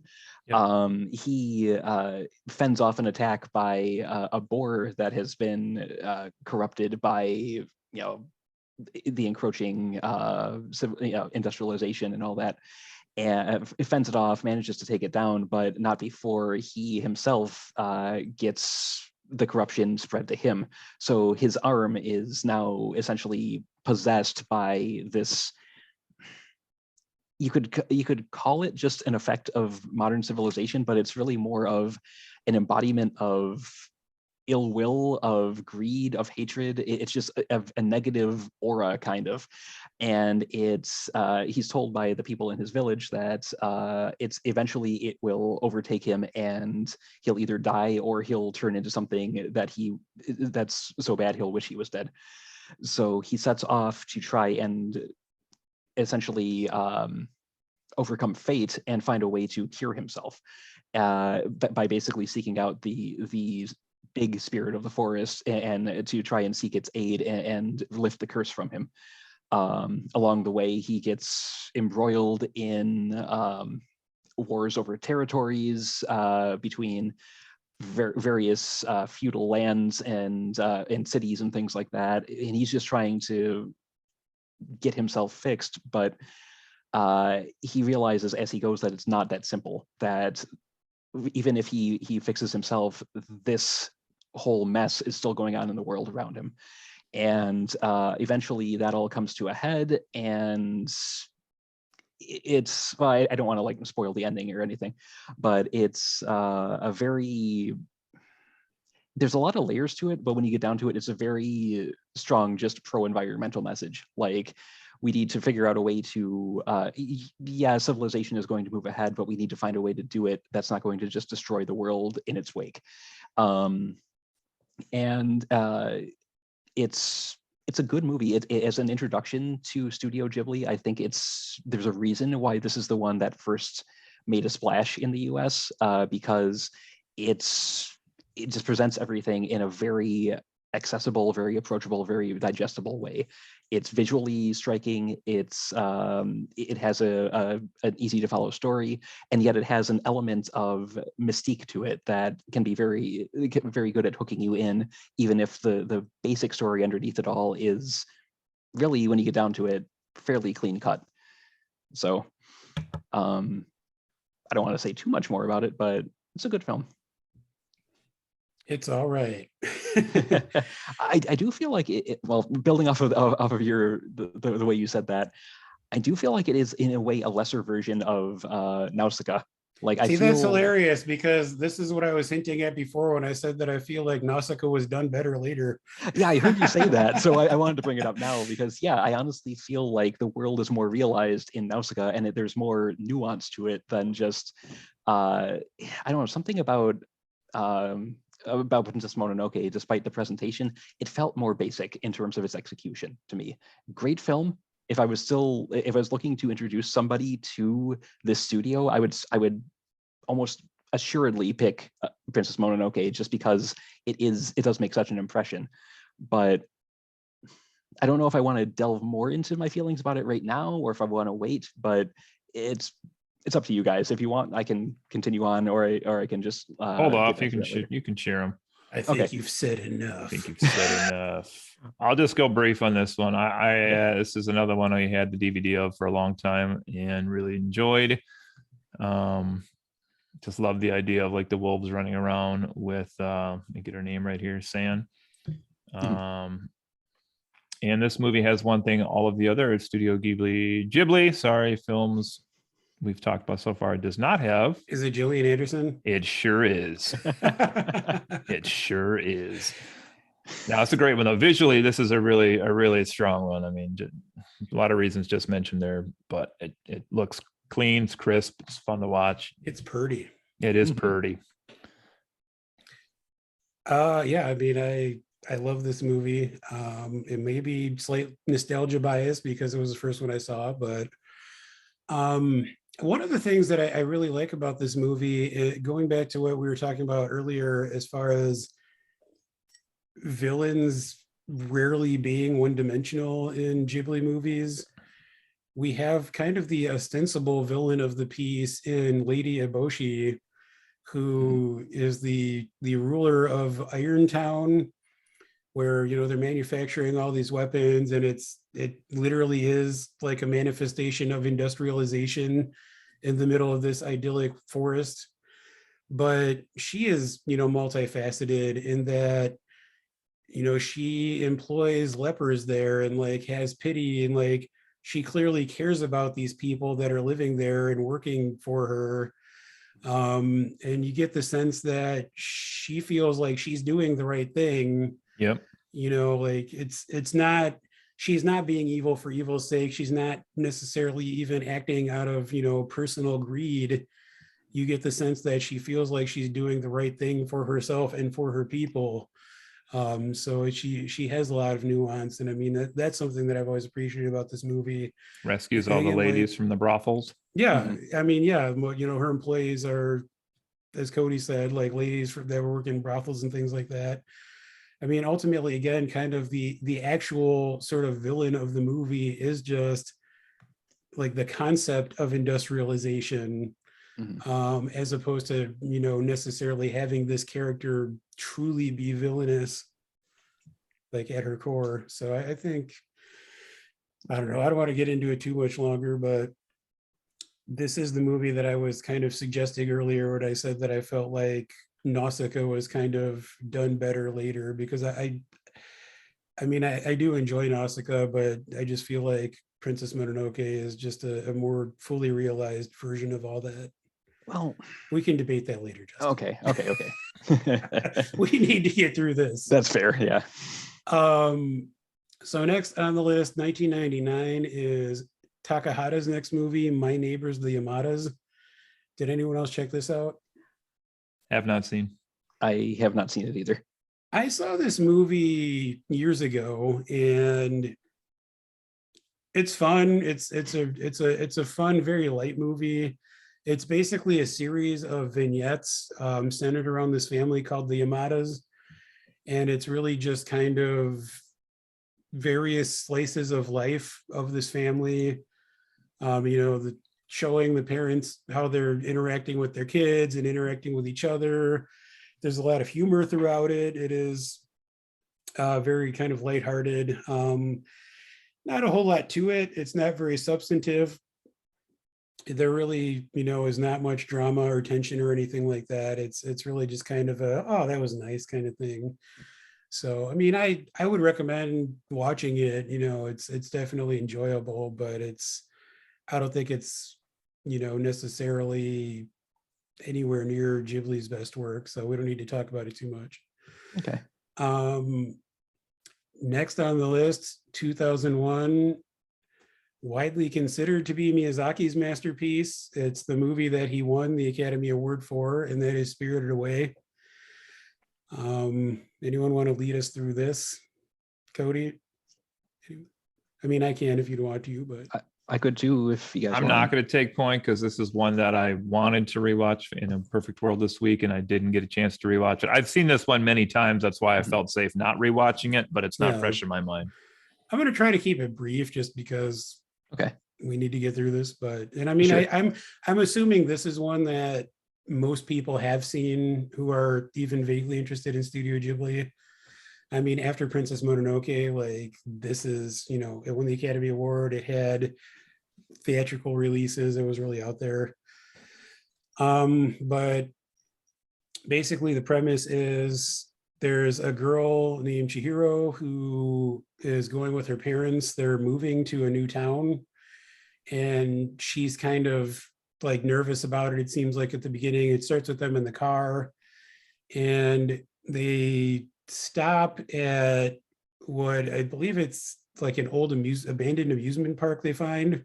And they're kind of walking around, and they come across a food stall that has a bunch of food in it. And it's strange because there's no one around. Like it looks like this place has been abandoned for a long time, but all this food is like fresh and looks good. And instead of really asking any questions, her parents just sit down and start eating. As people do. As you know, like you do, just eat mystery food that's been sitting there unattended. So Chihiro starts walking around and exploring this place, and she ends up in going to this, she finds a bathhouse. I'm kind of reading out plots over here. I'll just go through it further faster. Sure. Long story short, Chihiro ends up kind of stumbling into the spirit realm. After her parents eat all the food, she discovers that they've been transformed into giant pigs, and she's kind of horrified and like doesn't really know what to do. And she encounters this boy named what's his name? I just Haku, who ends up kind of like guiding her to try to keep her out of trouble. She gets stuck in this bathhouse, which it turns out is like a bathhouse for the gods and like, you know, other spirits. And the owner of the bathhouse is Yubaba. And one thing she does, which is like kind of steeped in folklore, is she takes Chihiro's name. or she takes one of the characters from her name so that Mhm. her name becomes Sen, and she forgets her true name. So she kind of has like a curse placed on her where she's stuck there, and basically the rest of the movie is her trying to figure out how she can get out of this spirit realm and hopefully get back home. I don't want to, to say too much else would be kind of spoilery for anyone who may not have seen it, but again, I'm Mhm. sure most people have. But I mean, this, like I said, this is widely considered to be Miyazaki's masterpiece. It's a fantastic movie. Mhm. I really like it's the way that it draws so much on Japanese folklore, the depictions of the various kind of deities and spirits in the bathhouse. One thing that we see fairly often in Miyazaki's movies, and one of the things I like My Neighbor Totoro so much is this sense of like something more lurking just beyond. This is like a girl, leading an ordinary life who like just stumbles into this whole spirit realm situation. Justin, were you going to say something about that? Yeah, actually, I don't have many notes leading into this, but this is one of the notes I had. So I do have a real fondness for Japanese folklore, and a big portion of that is there's this concept of konoyo and anoyo. Konoyo is like it's the world around us. It's our cities, our workplaces, the people that we see every day. It's what's normal. And then there is also anoyo, which it literally translates as over there, and that can mean another country, but in a more general sense, it means anything that's not part of the world that you know. It's kind of a step sideways, and there over there is just over there. Sometimes it's you take the wrong turn, you're in a noyo, and that this movie really encapsulates that really well. Like Sen and her family do end up just in the wrong place at the wrong time, and suddenly they've left Konoyo where they've always belonged and ended up over there. And this is just a perfect depiction of that. And Spirited Away, as you said, it's kind of the most quintessentially Japanese of the Ghibli films that I've seen, and I love that it takes that concept and just does it perfectly. So, but yeah, that whole idea of there being another world of spirits and gods and demons, just a little bit offset from ours, is a very common thing in Japanese folklore. So I just Awesome, wanted to that's touch on cool. that. Yeah, No, that's great. Thanks for that. sure. Yeah, I Cody, mentioned I didn't get a chance to rewatch this one like I mentioned, but I know there's a lot of things I enjoy about this.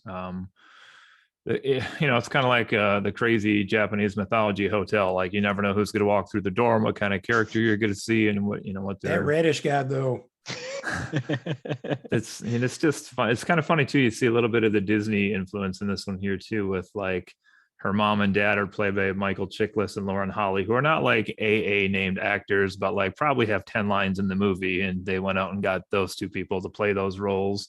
And John Ratzenberger is in here, of course, as well, to go full Disney Pixar on us here. Yeah, I think after Spirited Away is when Disney sort of went after the Ghibli catalog. I could be wrong, but I think that is when they kind of like scooped up the rights and they went back and did these kind of high quality dubs of all the Ghibli films, with various celebrities. I think the character, I think you guys could argue with me if you don't agree, but I think the character who has become kind of the pop culture sensation from this movie is probably No Face, right? Mhm. Yeah, I would It's agree with that. kind of the iconic used on Yeah. merchandise and stuff now. A close second would be the Soot Sprites, Yes. the little puffballs. Yeah. Which we kind of see versions of those in different, like even in Totoro, there's like the Soot Gremlins. Yeah. I mean, and that's another thing is that you do see kind of Easter eggs, like, and recurring character designs popping up in the different Ghibli movies. Yeah. Like there's actually a character in what movie was that? One of the movies I just watched this week. Was it maybe Castle in the Sky? There's a character whose design looks almost exactly like Kamaji the Boilerman from Spirited Away. Hmm. He's got like the little round black glasses and giant mustache. Could be. But you see, some similar character designs. There's also one of the movies had kind of an older woman who looked a lot like Yubaba as well in one of the earlier movies. Anyway, well, in one we're going to get to, there's another character who looks a bit like her too. Yeah. But anyone else have anything to say about Spirited Away? It's a classic. It's iconic. I mean, I don't know how much we can really say. Yeah, great film. So in her head, as she's kind of like having this crisis, she hears a voice saying she needs to find the cat bureau, or I think in the original, it's like the cat business office or something like that. And there was a flashback earlier on to where she's trying to tell her mother about this, and she says, "Well, when you were young, you used to tell me you could talk to cats." And there's a flashback to her childhood where there's this like little mangy kitten that's following her home from school, and she ends up giving the kitten some food and kind of talking to it. And apparently, as she was heading home, she told her mother, "You know what that cat said to me? Life is rough." So surprised this isn't Cody's favorite movie. I know, right? Wasn't ranked as highly as I kind of had to make some calls here based on other lists, but I definitely want to watch this. It's fun. So she ends up seeking. The voice in her head says, "Find a fat white cat at the crossroads, and he'll guide you to the cat bureau." So, not knowing what else to do, she goes to the crossroads and she finds this big, fat, white, grumpy cat that she actually sits on accidentally. And it doesn't really pay her much mind until she says, "Are you the one I'm looking for? I was told to ask you about the cat bureau." And he just kind of glares at her, and she's like, "Fine, I knew this was stupid." And as she's walking away, he says, "All right, follow me." So he leads her on this merry chase across like rooftops and things, and they end up finding their way to this little miniature village where the cat figurine that I guess is from Whisper of the Heart is there, and he apparently is a member of the cat bureau. And the place where she is, it's a place where I don't know, it gets kind of, I'll skip ahead because I'm going way too long on this. So anyway, he agrees to help her, but she gets kidnapped anyway, and so they go and try to rescue her. And in the cat kingdom, she starts slowly becoming a cat, and things happen. She eventually does manage to get out and get back to her real life, and it's just a very enjoyable, weird. It's not even really a weird film. It's like a fairy tale kind of life, kind of. Yeah, it's pretty weird. It's weird, but it there's an internal consistency to it. It's an internal logic in a way. This is what the musical Cats should have been. Yeah, but yeah, it is a great cast list for the dubs, though. Wow. Mm-hmm. But yeah, it's whimsical. It's just very enjoyable. It's just a very nice kind of lighthearted movie that has a lot of almost Looney Tunes humor at times, but yeah, it's a joy to watch, and it's become one of my favorites over recent years. So, yeah, can't wait to see it in your top 5 later. I know. Number 1, The Cat Returns. Dun, dun, dun. I say nothing. Well, let's keep this castle moving along.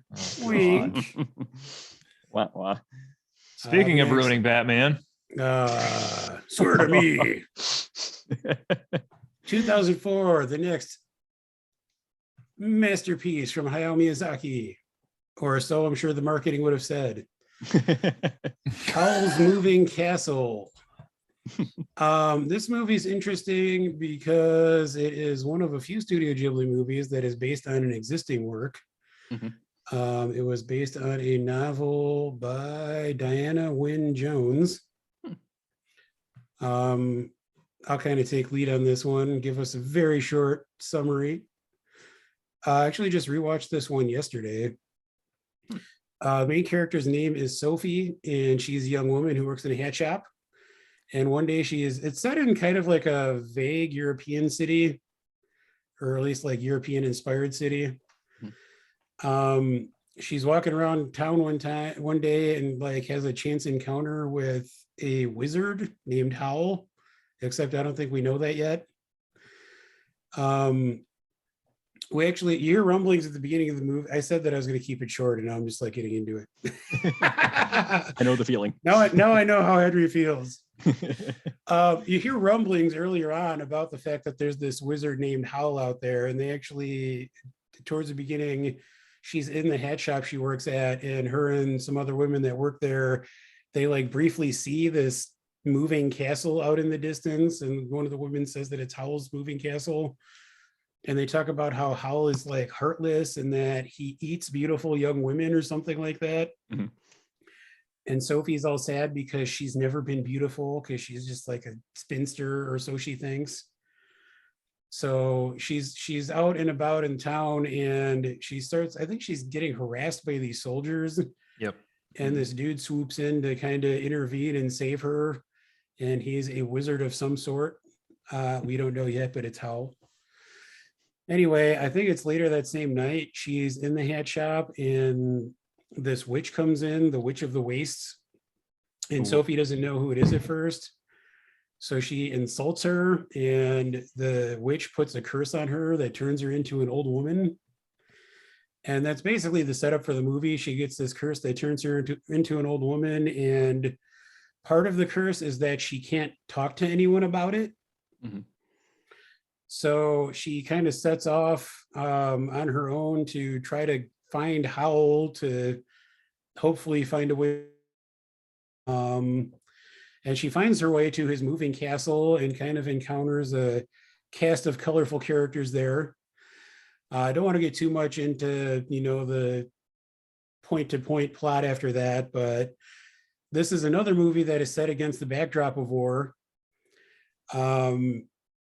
It's this kind of European-inspired world where there's this massive war going on between these different kingdoms, but it's also a world where wizards and witches exist. So the different kingdoms are employing, sorceresses and witches to kind of join the war effort and try to help solve things. Mm-hmm. Excuse me. Howl himself is also under a curse of sort. Hopefully that's not too much of a spoiler, but he also kind of seems to be a pacifist, or he kind of gets involved. Like he doesn't want to get involved in the war. Like it's not that he is like, does not commit any kind of like violence himself, but he's kind of trying to stay out of it and like doesn't want to get caught up in this massive war effort. So you definitely kind of see the, Miyazaki once again commenting on the futility of war. There's also a lot of kind of like giant hulking airships and machinery. So we kind of see those things again. Kind of revisiting a lot of the same themes there. I honestly, despite that sounding kind of dark, the movie is also a lot of fun. There are a lot of kind of fun characters in it. One of the main characters is this fire demon who in the dub is voiced by Billy Crystal. And it's basically just Billy Crystal being Billy Crystal, but it works. It does. It's fun, it's fun. He's just kind of sassy and he's pretty great. There's a young wizard who I forget his name, but Markle. he's also, Markle. Yeah, yes. He's also a lot of fun. He like disguises himself. He like creates a fake beard to try to disguise himself as like an older wizard, and they kind of create an unlikely family, which ends up being, kind of the point of the movie. But this is one that I saw it when it originally came out in theaters. I don't think I had watched it since then. And I remember liking it. Like I like all of Miyazaki's movies, but it didn't really strike me as, being particularly great at the time. But I have to say, rewatching it yesterday, I really like this movie, like more than I remembered and kind of more than I expected to on a rewatch. So I don't want to see too much more about that now, but what do you guys think? I'll go on this one. It's another one we have, a DVD from a long time ago when my daughter was young, And it's funny because she was in here. I watched half of this right up to the minute when we started recording today. I was watching this and trying to get through it because I knew I liked parts of this one, and then I knew there was something about the character of Howl I didn't like, and I was trying to go back Swear to and watch it me. so I could watch it again. I think it's just how whiny he gets. I just can't. I don't know. He is a drama queen. I mean, he literally melts in the one part, right? Because he's like super emo boy. Yeah, he is. He melts because his hair color gets changed, and from blonde to red, and then it turns to black. I think he literally says something like, "I'd rather die than not be beautiful." Yeah. But I mean, it's also, I keep joking about it because in the dub he is voiced by Christian Bale, and he is like very close to just doing his full-on Batman voice for a lot of it, which it really threw me off, like, because it had been a while since I had seen this movie. I like pictured the character having the darker hair, which he has later on. Yep. So it surprised me when he first shows up and he basically looks like David Bowie from Labyrinth. He's got like blonde hair and like wearing like the big necklace and stuff, but then he talks like this. Yep.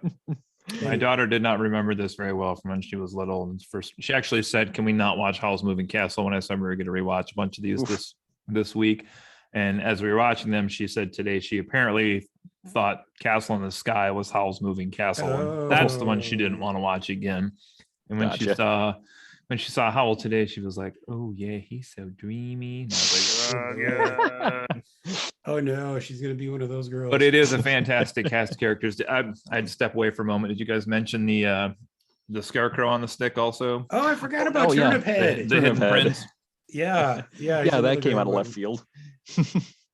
Yeah, that's a pretty deep cut because there's like literally a half-second scene when she's like walking through the town. There's like two people in the distance that say, "Yeah, they say their prince is missing," and they're like, "That's the only hint until the end." And you're like, yeah, I'll be honest. Like last night when I watched that, I totally had missed that. By the time at the end, they're like, "Oh, he's the missing prince." I was like, "There's a prince missing? What?" Yeah. Anyway, Justin, what do you think about it? I first saw this in theaters with my dad when it first came out. So obviously nostalgia classes, I have a lot of fond memories of this film. But upon rewatching it, it does hold up, and there are there are some deeper themes in it than I probably appreciate or took notice of the first time I watched it. Just finding a way to believe in yourself, to be true to who you really are, and things like that I didn't really necessarily pick up on the first time.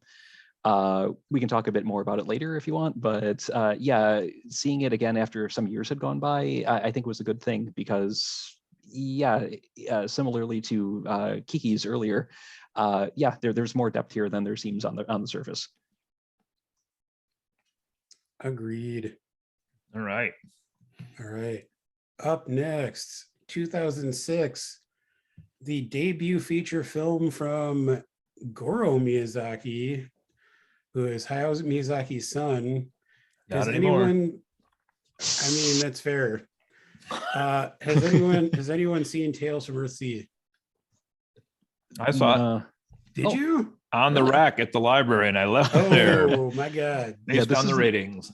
Yeah, this is another one that I knew was based off of another work. I think Ursula K. Le Guin is the author of Earthsea, a series I never read. So I felt it would probably be better to read the books before I watched this, and I have not, as of yet, read the books. So I have also not seen this movie. I've heard that the books are great. I've heard that Ursula K. Le Guin's writing in general is great. I keep meaning to check that out myself. I've heard this movie is not so great. Miyazaki, we could talk about this now. Apparently Hayao Miyazaki is not the best dad.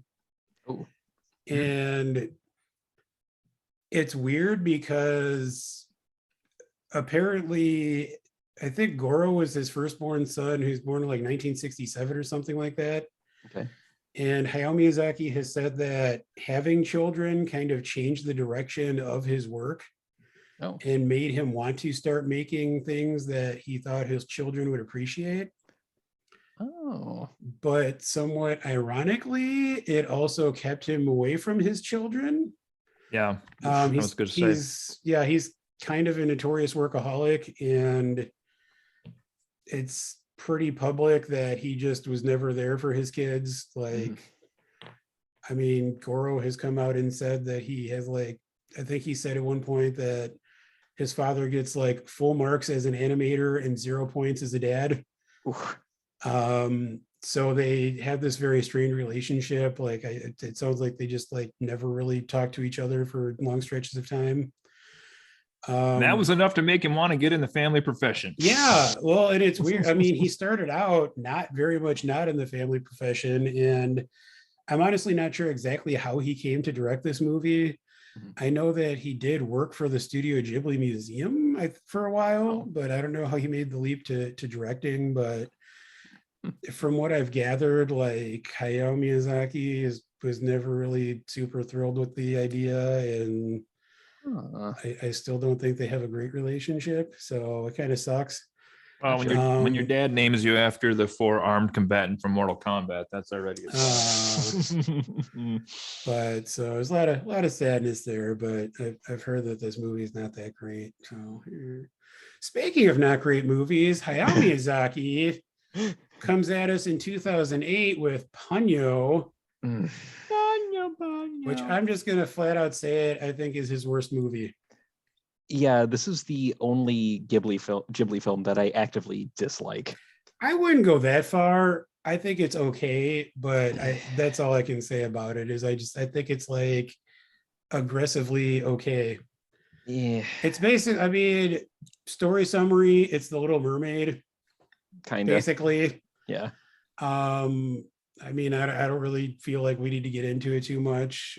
Cody, do you have any like fondness for this movie? This is probably the one I said I thought maybe we had seen first of the films. I'm not positive if it was this or Totoro, but one of the two. But I know as when my kids, especially my daughter again, were young, they used to watch this one quite often. So I have seen this one several times. Yeah, it's just kind of I don't know. It's like it's not anything special. I put it in the bottom tier. I kind of have them ranked in tiers here. It's in the bottom tier for me.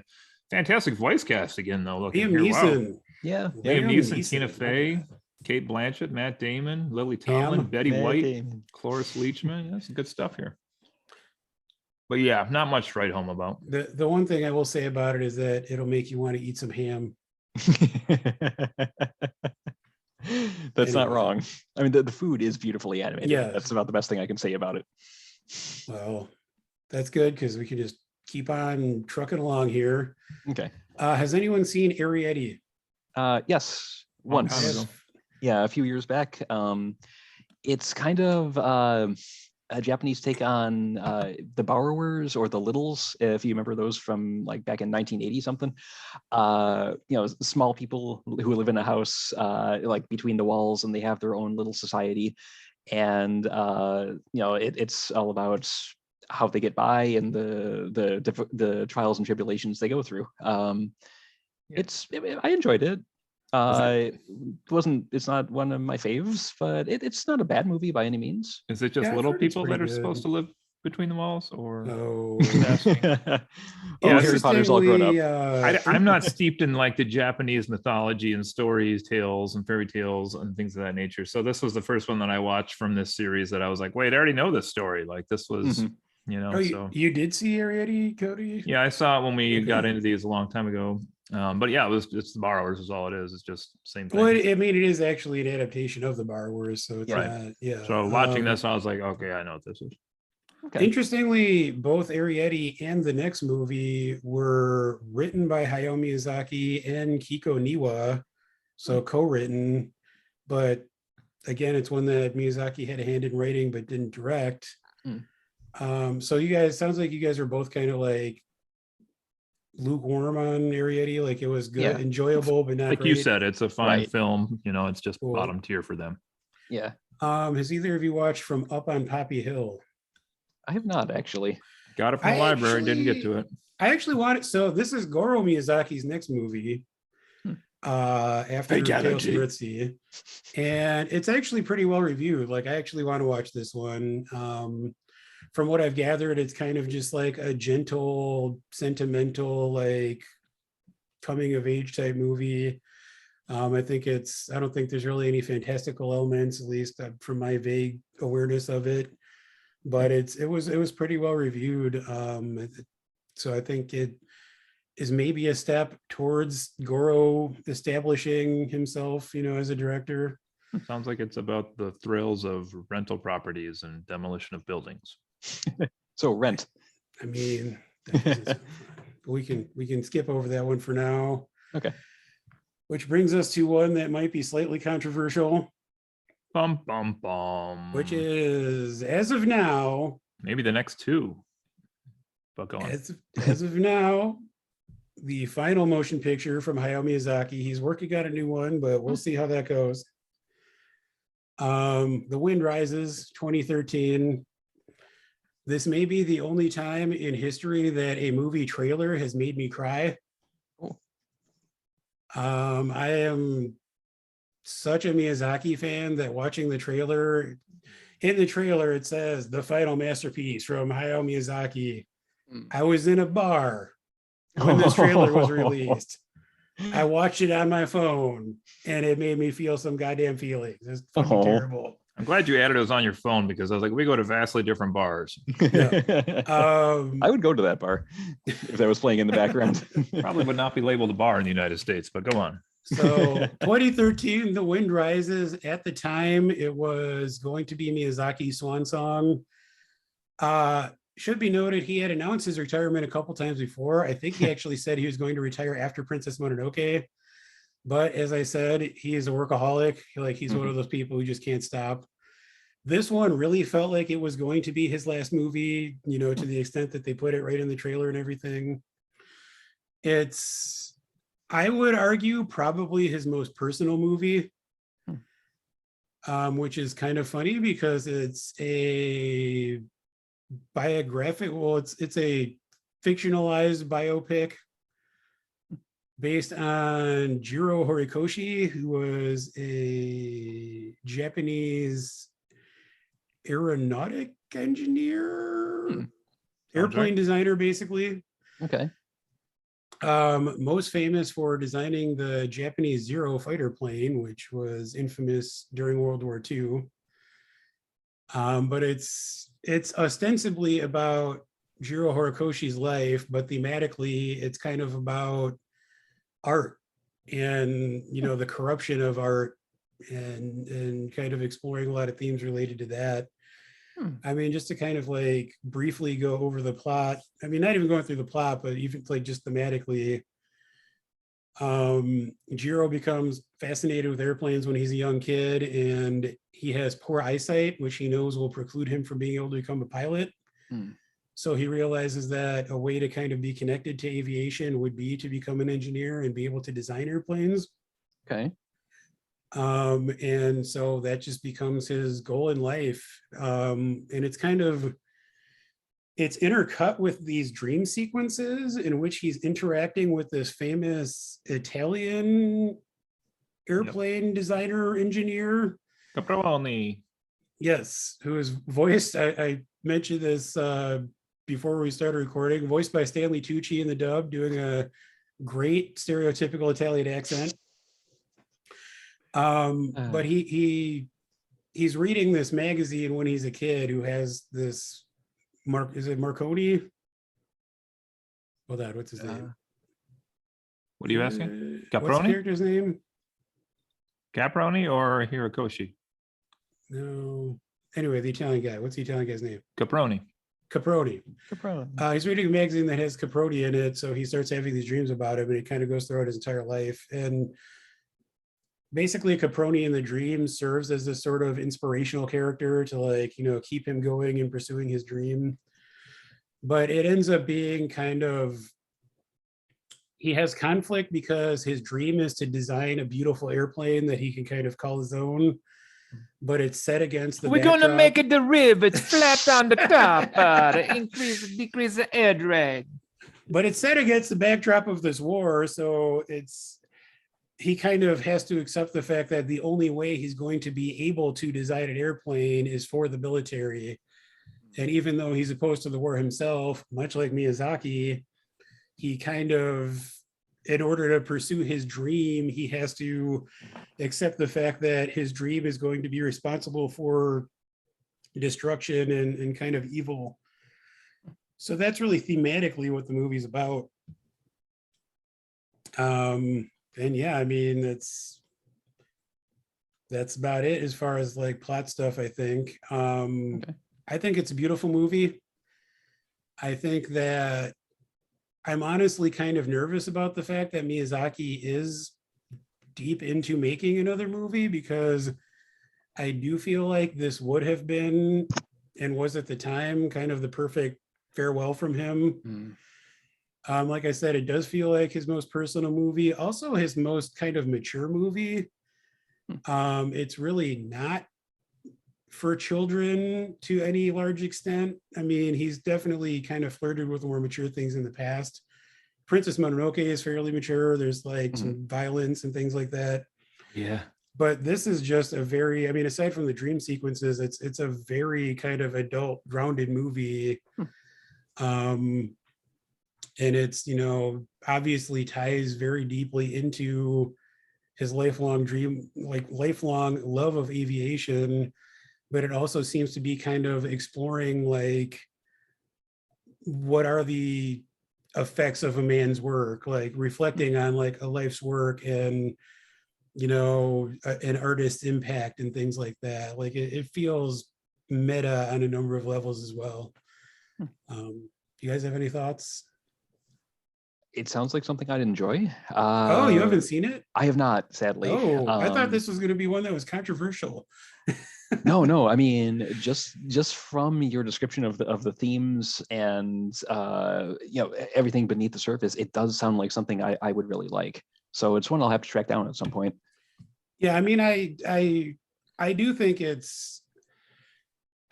I struggled with whether or not I was going to include it in my top 5. I'm not going to say how that went, but if you're any sort of Miyazaki fan, I think you definitely need to see it. And I do think that at worst, it's like, for me at least, on the border of like lower upper and upper middle tier. Okay. But just given what it represents and the themes that it explores kind of in light of his career, I think it's just really just very important. Gotcha.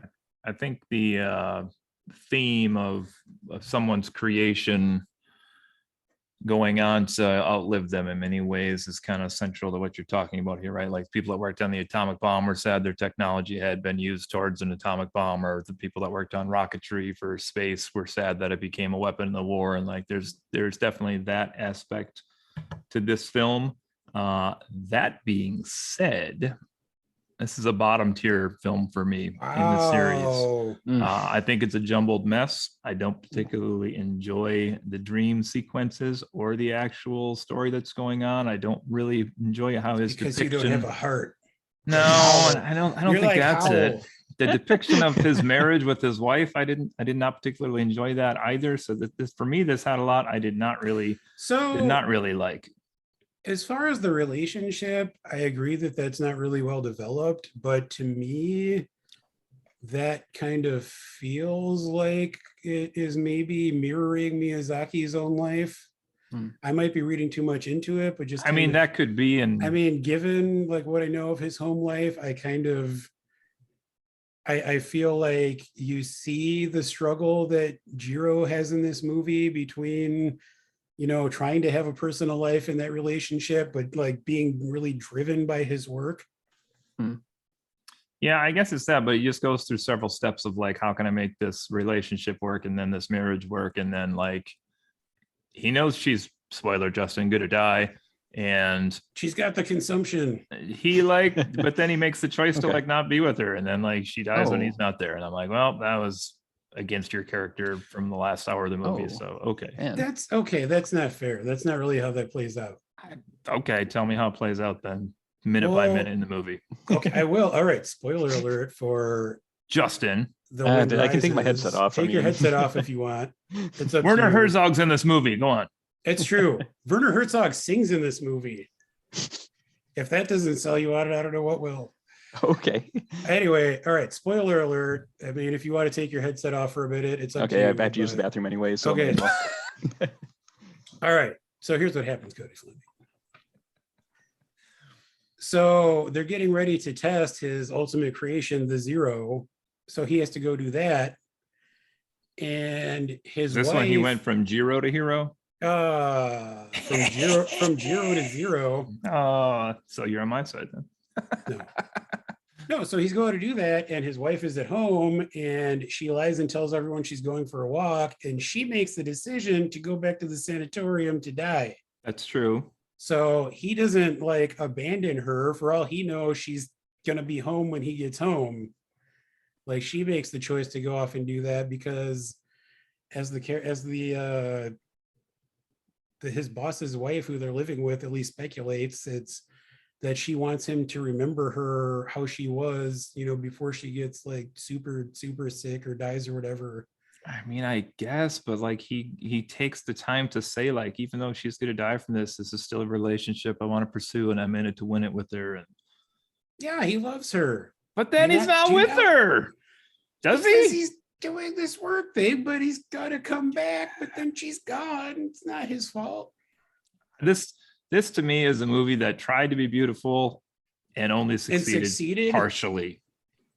And succeeded? Succeeded partially. No, I mean, like I said, I do kind of agree with you in general about the relationship, but I do think that we can kind of read between the lines on a metatextual level and speculate that maybe that's a reflection of Miyazaki's own failings with familial relationships. I mean, that's a possibility, I guess, because I don't know his personal life as well. So, but anyway, I mean, I enjoy it. I think it's a great movie. Film critic David Ehrlich, who is someone whose work I generally respect, said that it might be the greatest animated film of all time. Really? So we'll know not to trust that guy's opinion anymore. I don't know if I would go that far, but I think it is great. Justin, you should watch it and let us know what you think. Sure. Yeah, I will definitely track it down. Or just find some bamboo shoots. Oh, funny you should mention that, Cody, because stick them under your fingernail. Actually, so interesting kind of side note before we get to that. 2013. So The Wind Rises comes out in 2013. It's supposed to be Miyazaki's last movie. The same year we get what is Isao Takahata's last movie, because sadly he has died since then. Spoiler. Which is The Tale of Princess Kaguya. I will let one of you gents take point on this one. I will be completely honest with you. I started watching this movie earlier. After about 45 minutes, I went and took a nap. It is very slow. It was a little too slow for me. I kind of want to go back and try it again sometime, but it is. Oh, did you want to, or should I? I can do this one quick. This is okay. So this plot summary on this one's very simple. It's bamboo cutter out in the woods, sees this kind of glowing area by a tree, goes over and discovers essentially a child, a very, very, very small child that fits in his palm of his hand. And this child has the ability to every so often grow considerably and age quite a bit in a very short span of time. Well, I mean, I don't know how important this is. I like how you're letting us take this. Go ahead, Joe. Well, no, because at first it kind of looks like it's like a small person, like it looks like a full-grown small person, and then he takes her home to his wife, and then the wife grabs her, and that's true. He's in the wife's hand, and then turns into like what looks like a human. That's a good point. She's even clothed at the beginning. Yeah. And then like the clothes fly off as she expands, I guess, Hulk Hogan style. But essentially continues to grow and makes friends with all of the like country kids in the area, and has a pretty simple life with her, I guess we'll call them adoptive mom and dad.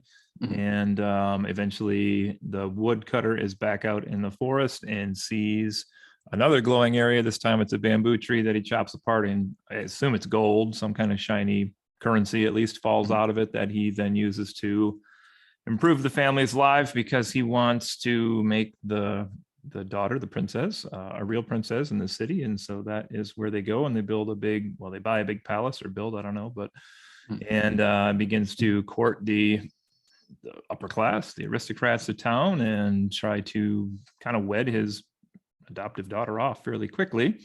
And she presents her potential suitors with seemingly impossible tasks, which they come one by one to try to say that they have fulfilled after a pretty bizarrely long time in the story. They said several years had passed on these, so this is a long time. And eventually she gets none of them and goes back to the country to see her boyhood crush, who is now married with a kid, I might add, which is also a little weird. But and then we find so Joe, have you seen this at all, Joe, before this? No, I've not. So I was watching this. I did read a synopsis. I did read a synopsis, and it kind of like blew my mind. Yeah, I got to like that point, and I was like, "This is a real slow movie." And then suddenly, like the prince of the town, the king of the town, had gone to hug her, unwantingly. Hug her. Yeah, unwanting, and she kind of like phases, I guess, disappears, and he kind of like falls through her, and then she reappears. So we're like, "Wait, what? She can do this all the time?" She's a Moonanite. Yeah, that's exactly what it is. And then you find out she has like this connection to the moon and the moon people and has other powers as well. And it's just kind of bizarro. Well, it gets really bizarre when you see the moon people actually come to Earth. That's where it gets really bizarro. See, now I'm curious. Now I feel like I need to. They come on a giant floating cloud. There's like 100 of them playing instruments, and they have like a little, not even a throne, like what you'd see the mayor and the alderman stand on at a parade in the olden days or something, like a raised platform. It's weird. And then she goes to the moon and decides that's, I don't know, she's kind of sad because she doesn't want to go to the moon. She wanted to stay on Earth, essentially. So, I mean, is she like a moon princess? Yeah. Yes. Does she have any guardians? Would you say any sort of moon knights? Moon knights? No. No. Sadly, they are just the guardians of the moon, not the guardians of the galaxy.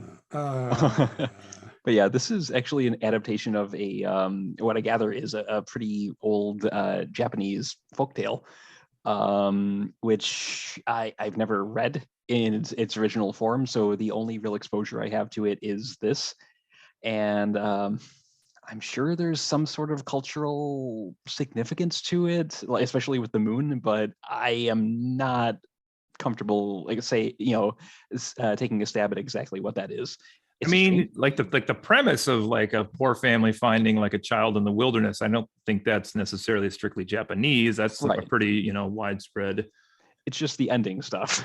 Yeah, that's when it goes all cuckoo for crazy puffs. So I got picked at this one up at the library also because of its rating on several lists that I looked at, and was good. But we should point out, if you're someone who believes in this type of thing, this is one of only 3 films for Studio Ghibli that has a perfect Rotten Tomato of 100. Yeah, this movie is apparently has been called by many people possibly the greatest animated movie of all time. For our listeners, that is Grave of the Fireflies, Only Yesterday, and The Tale of Princess Kaguya are the only 3. All 3 of which I believe were from Isao Takahata, interestingly enough. Well, that other guy's Buckus. What do you want to say? Yeah, what a joke that guy is. Yeah, it's a very pretty film. It's done in a very different visual style. It's all watercolor. Yeah, I'm glad you brought that up. Yeah, I mean, I will say, even though I thought, the plot was pretty slow, the visuals are stunning. Like, it's gorgeous. But does it drag? Like, they could have cut at least half an hour out of the runtime, and I think it wouldn't have really hurt the overall narrative or presentation at all. Especially there's so many redundant parts to it is my problem, right? Like there was like the teacher trying to teach her how to become the royal princess, and it was like I didn't need 10 examples of how she didn't want to do that, and all 5 of the suitors, I didn't need all 5 of their follow-up stories to that. Yeah, you could have shaved a good half hour off this easy. You would think, given how intensive the animation process is, that they would want to make these movies like as short and tight as possible. Yeah, but again, it is an old folktale, so they probably wanted to be as exhaustive as they could to do it justice or whatever. I mean, the visual I mentioned earlier, that Takahata himself is not an animator, and this is actually how I came upon that fact, is because I was watching this movie and I was like, this is such a distinct visual style. And, Miyazaki has his own visual style, which is basically, it's basically become the Studio Ghibli house style. But then I've also seen My Neighbors the Yamadas, which is another Takahata film, which is a completely different art style. And then Pompoko actually looks more in line with the Studio Ghibli house style. Yeah. So I was like, it's weird that all of Takahata's movies looked so different. What is that about? And that's when I kind of did the research and learned that it's because he's not actually an animator himself. So he, found the animator supervisors to do whatever art style he wanted. So yeah. Should also mention this is number 4 overall on the Metacritic list as well. My God. Behind those same 2 films and Spirited Away. Wow. That's so weird. It sounds like none of us were super crazy about it. I thought the animation style was cool also, but I'll tell you, probably because of the rest of Miyazaki's work, like my kids walked in and they're like, nope, they walked out. Well, I think we might be done. Let's find out. After that, we've got, have either of you seen When Marnie Was There? Once, yes. Really? Yeah, it was streaming on Netflix for a while, I think, shortly after it came out. And yeah, I actually saw it once then, and I have not seen it since. So this was 7 years ago. I don't remember a whole lot about the plot. There's a bit of not quite time travel involved, but like ghosts in a way. It's it would probably be better to just like read a synopsis of it rather than try to do it from memory.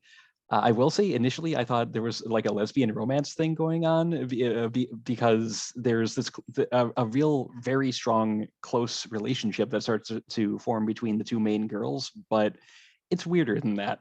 I mean, I don't think we really need to read the synopsis, but yeah. what were your like overall impressions of it? It was certainly different than most other Miyazaki, or Ghibli films I had seen. In that, at first I wasn't really sure where it was going, and it didn't really seem like there were any supernatural elements to it at all at first. It felt very much just like a kind of coming of age story, kind of love story, just sort of a slice of life sort of thing, until the other shoe drops and you realize, oh, okay, this other person isn't who we thought they were at all. They're actually a ghost, and I think, well, I don't want to say who they were the ghost of, but it doesn't quite come out of left field. Was it Christmas Past? Not quite, but yeah, it felt very unexpected in that way. It didn't ruin the story by any means, but it gave it a different feel at the end. And I'd watch it again, but it didn't really leave as strong of an impression on me as a lot of other Ghibli films. Yeah, from what I read of the like general reaction, it sounds like it's kind of what you said. Yeah, it seems like it was kind of warmly regarded, like it was like it's a nice gentle movie, but it didn't seem like it really made any kind of splash. Right. It's another one that is not directed by Miyazaki or Takahata. Looks like there were a few different people involved in that. So that's 2014. It's 6 years until we get a new Ghibli movie. I believe Studio Ghibli actually shut down for a while in between there, and there was some doubt as to whether they were going to actually continue or not. I heard that too. Yeah. And then we come back in 2020 with, I believe, Studio Ghibli's first fully CGI animated movie, Earwig and the Witch. Oh, I've heard of that one. I have not seen it. It is the 3rd film from Goro Miyazaki. I have heard it's not great. I have not seen it either. Cody, have you seen that one? Yeah. Do you want a quick summary? Sure. Sure. So Earwig is bored one night and feels neglected by his parents, finds a hidden door with a bricked up passage. And during the night, he crosses the passage and finds a parallel world type thing where everybody has buttons. And no, this is the plot to Coraline. I'm kidding. I was going to say, is it Earwig a girl? I don't know. I don't even know. So know. There we go. Yeah, it looks like it is a girl. Show us how good I know that. It is. It's interestingly, it is adapted from a novel by Diana Wynne Jones, who also did Howl's Moving Castle. Oh. But from what I understand, it's not very good. I don't think it was really well received at all. This one has been skewered by the critics and the users. Yes. Huh. I wonder how much of that is just because it was the jump to 3D period. I'm sure that was part of it. it looks like they tried to kind of do the like Ghibli character design style, but in 3D, and it's just kind of weird. Yeah. Also, apparently she joins a rock band at some point, judging by the cover art, or the poster art, rather. No, that's Turning Red. But anyway, that's it. Those are all the Ghibli movies. In 2023, possibly, I'd be surprised if it actually comes out next year. But Hayao Miyazaki is working on another movie. The last update I saw was, I think last year, they said it was about 50% complete.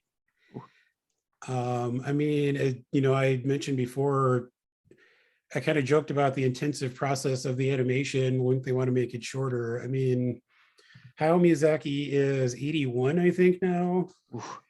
And he still he personally draws like thousands of cells of animation for each movie. Wow. I mean, they have a team that does, but he does like all the kind of keyframes and, Wow. like he still is like just, I was thinking about this. I mean, kind of before we go into our rankings, like to me, I do love all of like Isao Takahata's movies I've seen, but like the Miyazaki movies, I just have a deeper connection with.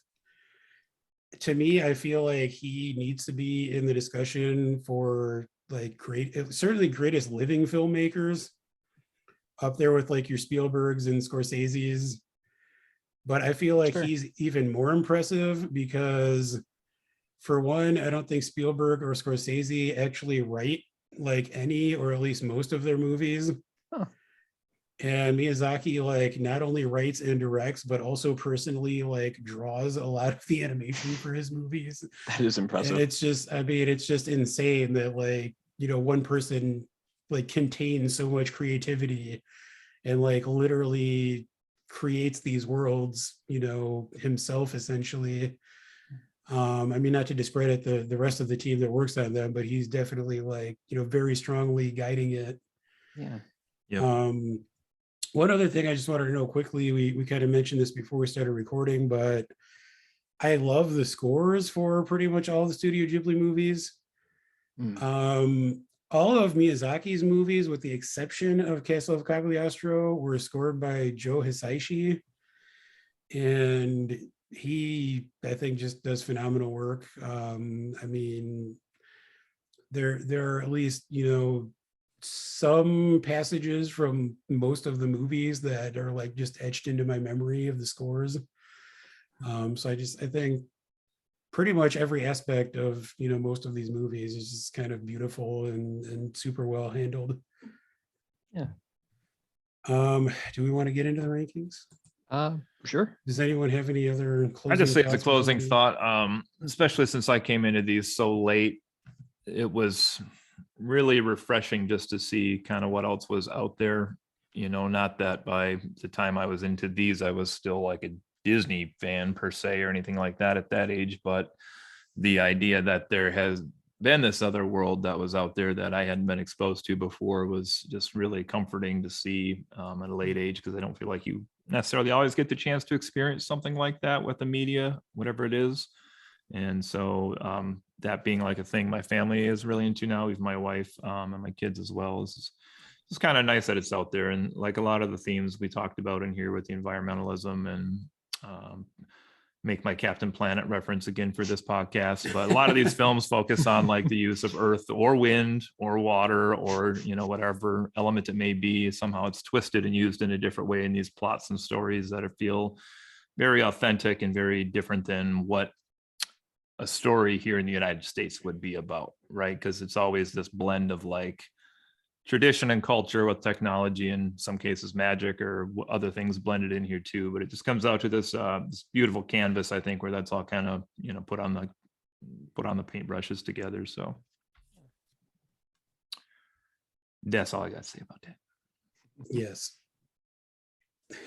I did just see the Totoro walk by though.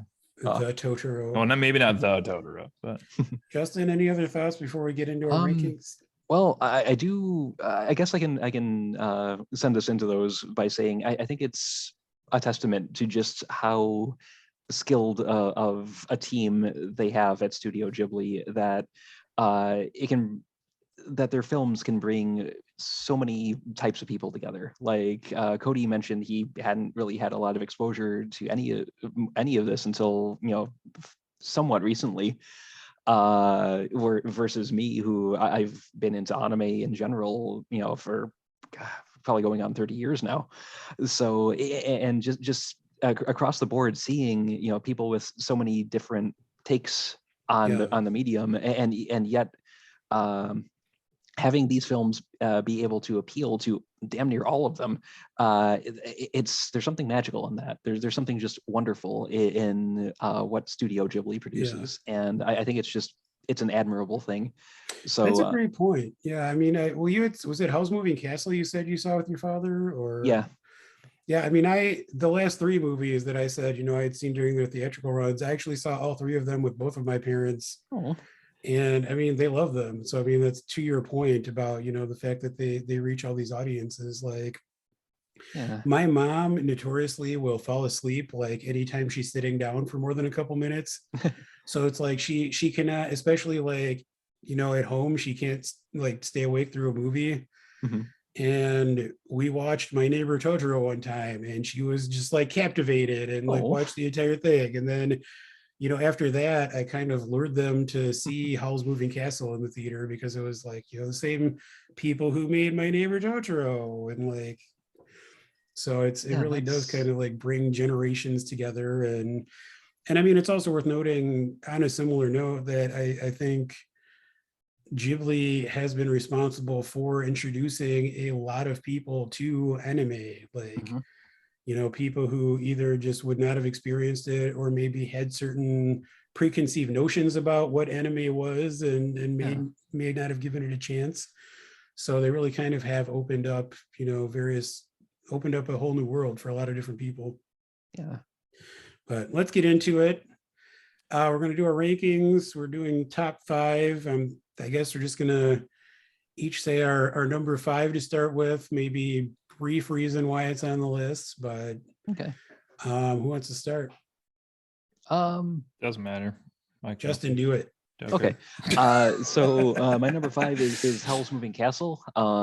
It's like I said, I have a lot of personal memories of when I first saw this, but at its core, I do think it's still a very solid film. There's a very intricate world at play here, you know, with the sort of pseudo Europe they built up in the war that's going on, and how people who don't want to be a part of it get roped in anyway. But beneath that, there's a real story of even if you're caught up in the middle of all that, finding something to live for, finding what really matters to you.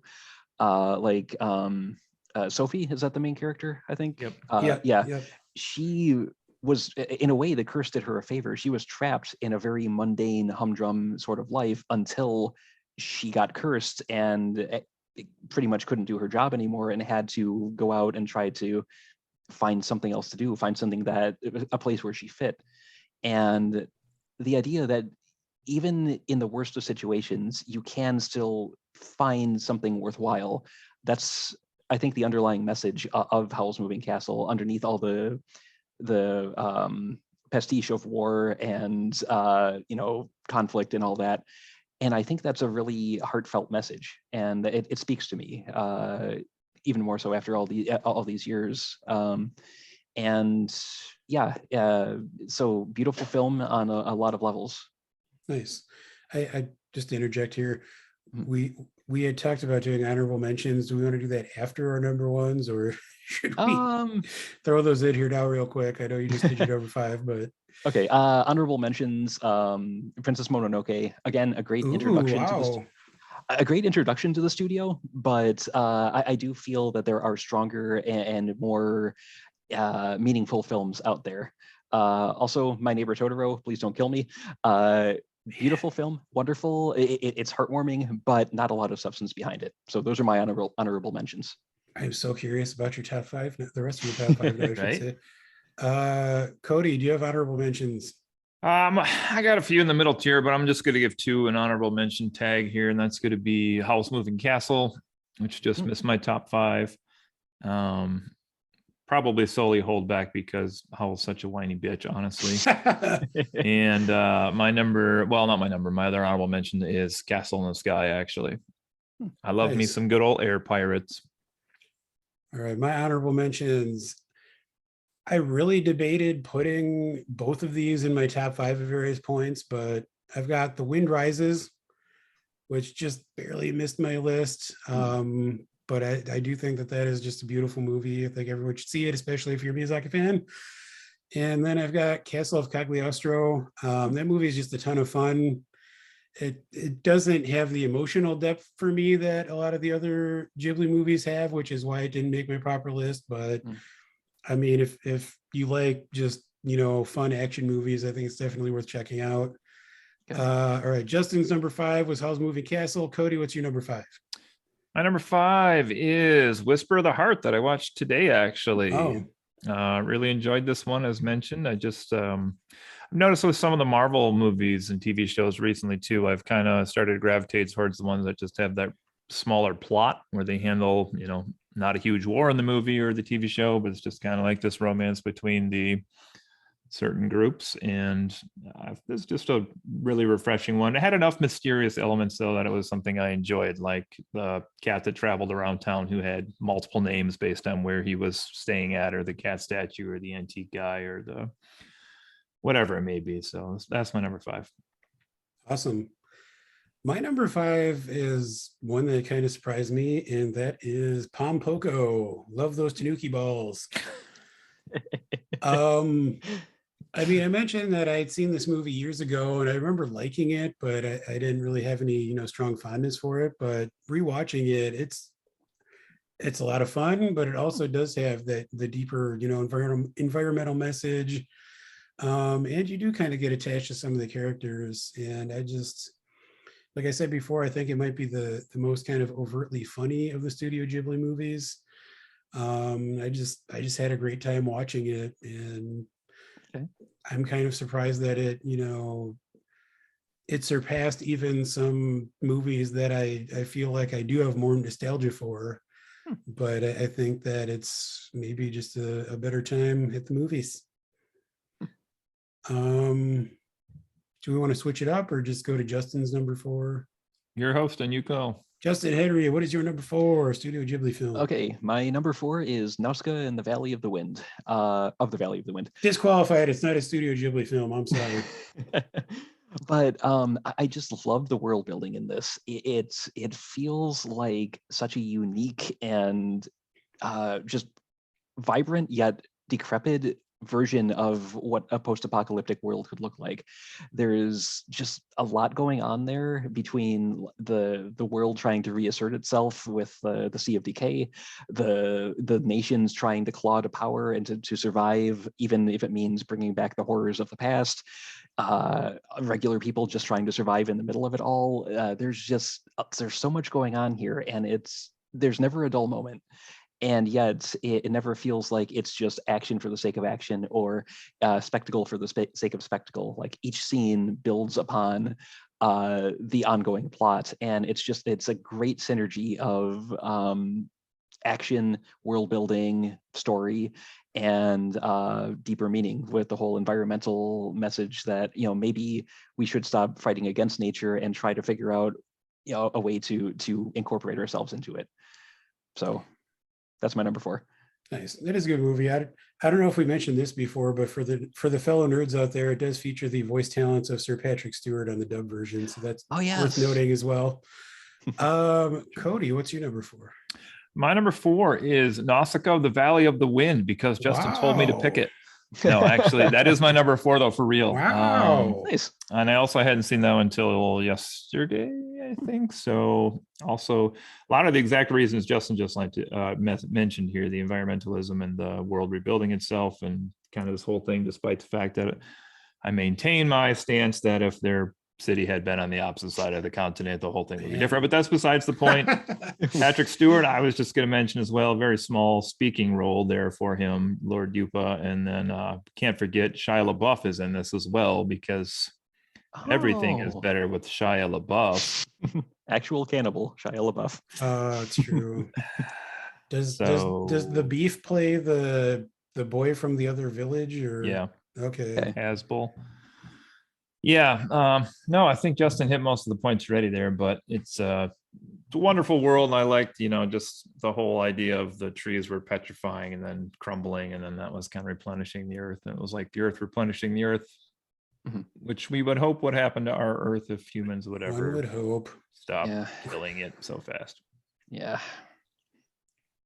My number 4 is Nausicaa of the Valley of. No, it's really not. My number 4 is another one that kind of surprised me, and it is Howl's Moving Castle. Prior to yesterday, in my mind, this was kind of like mid-tier Miyazaki. I remember enjoying it, but like, goddamn, I had a great time watching this movie. I mean, as Justin, kind of described, there are some deeper things going on, but I just think it's a lot of fun. I enjoyed my time spent with these characters. As I mentioned earlier, I enjoyed Billy Crystal being Billy Crystal. And yeah, I was kind of surprised at how much more I enjoyed it than I remembered when I saw it initially. So I felt like I had to throw it on the list. Okay. Number 3, Justin Henry. Okay, my number 3 is The Cat Returns. It's, I feel, a very underappreciated film from the studio. It's not terribly deep, but it's a heck of a lot of fun. I mean, What the heck is that? yeah, he bronzed his finger.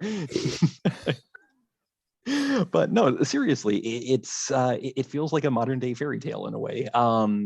Sometimes that's all you need. You just need a bit of escapism, a bit of a lighthearted story that does have some genuine humor. It does have some really nice set pieces. And like I said, there's nothing terribly deep or impactful about it, but not every story has to be. And this one just feels, I don't know, it's a comfort movie for me. If I'm ever just in the mood to forget the world for an hour and 15 minutes or whatever, then that's one I would turn to. It's a Nice. feel-good film. Yeah. It's awesome. Cody Fleming. Speaking of feel-good films, my number 3 is great. No, it's Princess Mononoke at number 3. Again, a lot of mentions for this movie already here, with you guys having some personal stories and stuff, and just the overall message of like the ironworks versus the nature, and I mean, this has kind of got everything going on. You got humans versus the environment. Are they destroying it? Are they trying to live with it? What's happening here? You got the people in the town, people in the fort, people in Irontown. You got the wolf clan. You got they like the ape clan. Yeah. Mentioned in there as well briefly. You got the pig clan, the warthogs, essentially. I mean, you got the forest god. I don't even know boars, but that's okay. The other boars, all right. You got the forest lord or the forest god. What is the forest spirit? Forest spirit. That was a confusing thing. It was like a deer with its horns, but then it's suddenly like 10,000 feet tall and human face, and then it has its head, and then it turns into because it's a god, terrible thing. Well, then why appear as a small deer at all, Joe?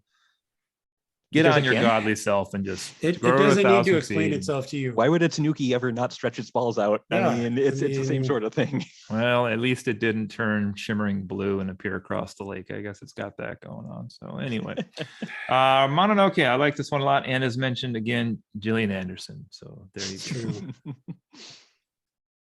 Nice. What's your 3, Joe? My number 3 is one that I have a feeling is probably going to appear higher on at least one of your lists, probably both. And it is Spirited Away. Never heard of it. I know, it's no one's ever seen it. It's just this silly little movie. I honestly, like, for a brief second, debated not even putting this in my top 5. Whoa. I feel like I have a weird relationship with this movie where I love it and it is iconic, but I don't feel like it's necessarily Miyazaki's best movie. But the more I thought about it, it is iconic and I do love it. So I had to put it on the list. I mean, it's one that I have seen. It's probably it's probably the one that I've seen the third most out of all the Ghibli movies. I've revisited a number of times. I just love, I love the depiction of all the different gods and spirits, and just the mythological themes that it explores. I mean, there's a reason it won an Oscar. There's a reason that it won so much acclaim. It's a great film, but there are a couple that are just a little closer to my heart. So yeah. That's fair. Justin, what is your number two? My number two is your number three, Spirited Away. I just this again really appeals to my enjoyment of Japanese folklore. I mentioned the idea of over there earlier, but a lot of the spirits and demons and gods that you see are, you can peg them as various types of traditional Japanese spirits. You can point to like just there's processions of them going by, and that's kind of a depiction of the what's called a Hyaki Yagyo, or night parade of 100 demons, which is kind of another element of traditional Japanese folklore. I mean, it's just so rich in world building and atmosphere and just visuals too, that sure, the story itself might not be the strongest, but it does also play into just a lot of steepings of Japanese mythology, Japanese folklore, and I just really enjoy the world they built there. You get a sense that there's politics going on between the various entities that in the world that Sen finds herself in.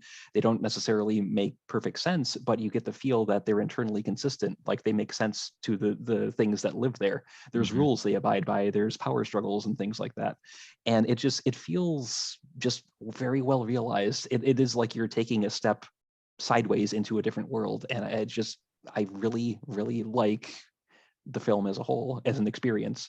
So nice.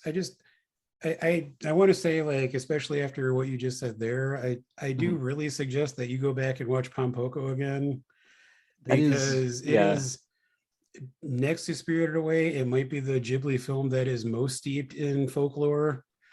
The idea of the night parade of the 100 demons. 100 demons, like that is a thing in Pompoko, like absolutely. Okay. So I think given your interest in that, I think you might enjoy it on that level as well. Okay. Cody Fleming, number two. My number two is Justin's number two, and your number three, Spirited Away. So that's how that played out. But yeah, I just, again, kind of, it's a bathhouse technically in the movie, but essentially it's just like, I just kind of envision it as this crazy hotel that they're at, and just have like this weird cavalcade of guests that keep coming in that are all sorts of different creatures. And, again, you guys probably know mythology more than I for the culture, but just this wide range. I mean, it's kind of like the cantina scene in Star Wars, right? Like you look in every possible corner and there's just like a different type of thing that's there that you're like, oh, this is also inherent to this world. This is a thing that exists there. But story's kind of, again, really small set though, right? Like it's the bathhouse is basically the setting of the movie, minus the very, very beginning, the very, very, very end, right? So small locale, but you kind of see the daily workings of everything with the creatures there. And do we mention Kamaji? Did we already mention Kamaji we talked about before? I briefly did, just because I said that there was another character in I think Castle in the Sky that looks like him, but yeah, like the spider looking dude. Yeah, Spider Robotnik. Was he run like the boiler? Yeah, it's Kamaji the Boiler Man. Oh yeah, the Boiler Man, who also like commands the soot spirits, right? Basically. Yeah. So just cool characters, a little bit of a tiny mystery there with the like Haku and the Kahaku River, and trying to set the water spirit back free. Spoilers. I didn't say if they did it or not. I did say trying. But since then he's gone on to do, I don't know. But anyway, moving on.